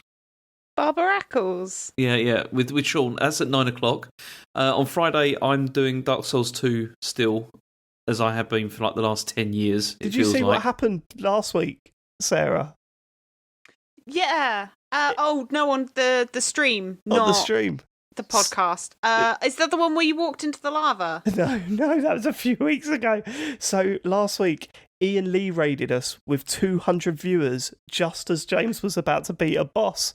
So oh no! All Ian Lee's viewers had raided over from his channel to watch James, and James went, "Oh, for fuck, it's so annoying. That was so annoying." He put me off. It's because then I died, and it was Can't like you just go, thanks for the raid, welcome to the chat. None of that. You were genuinely angry at the people that had joined. No, because it put me off, because I was like, I'm going to first. I was going to one hit it. Like it was going to be one attempt. Representing TCGS, it was like when you were at school and the headmaster had to host an assembly because someone had said "fuck" in front of someone out in the streets, and they're going, "Look, when you're wearing the uniform, you're representing this school, even though you're not in the school. You're representing." That's what you're doing when you're doing those streams, James. Sort it out. I mean, it was all right. I mean, I did promote it later. Although most people had left by that point. They had, so it was, they had. Yeah, but never mind. Yeah. Anyway, so we got that. On Friday, there's the Dark Calls rerun. There is. Apparently, it's the Four Kings. I don't remember. That was last week's one, just no one's updated it. Okay, right. Okay. I don't remember what happens next, so never mind. Just download it, you'll find out. It's okay. Hopefully, you're through the brick wall. Yeah, I think I did eventually. I know I did finish that game. I just don't remember what happened. Twitch gaming. Is it called Twitch gaming still? Is it still called that? I don't know what it's called. Twitch Prime Gaming. That's the Prime Gaming. Yeah, so please subscribe to us. We'd appreciate that using your free Amazon one or whatever. Please stop sounding sarcastic. I'm sorry. We all... You don't sound sarcastic. You just sound like just over it. It's 10-1. It's 10-1. Sarah, if you decided to move over there, James, don't have a go at us for that. Sarah, if it was like this every week, would you listen to it? Yeah, because I mean, I split it over like a few mornings anyway. So I like it when it's longer because it lasts longer. No, I mean the socials. Don't you usually tap out of the socials? Oh. If this was the socials every week, I mean it's essential listening, right? Oh yeah, 100%. We've also got a Patreon. Is it patreon.com/TCGS? I'm assuming. Yes. Okay. What's this Epic Games Store thing? There's a creator code. If you buy anything on there and put TCGS in, apparently we get a kickback. We have not seen a penny from that, so I think Matt is pocketing all that cash. Okay, and maybe just no one's bought anything. That's probably it. I would probably go with that. And it's a TCGS code for everything else. Thank you so much for living it, and thank you so much for joining us, Sarah. It was good to have you back on the show. Yeah, it was nice good to be back. Sorry, Sean made some excuses and left, but you know that's the kind of guy he is. Sorry, we've kept you up so late, James. Don't be sorry. He decided to move over there. He could have been in the wonderful UK where it's 10 to midnight. But he decided to time travel. It's all falling apart. It is all falling apart. You know, you did the right thing. You got out. I'm kind of jealous. It's true. Right, we'll catch you next week for more video game chit chat. Goodbye, everybody. Goodbye. Goodbye. Bye.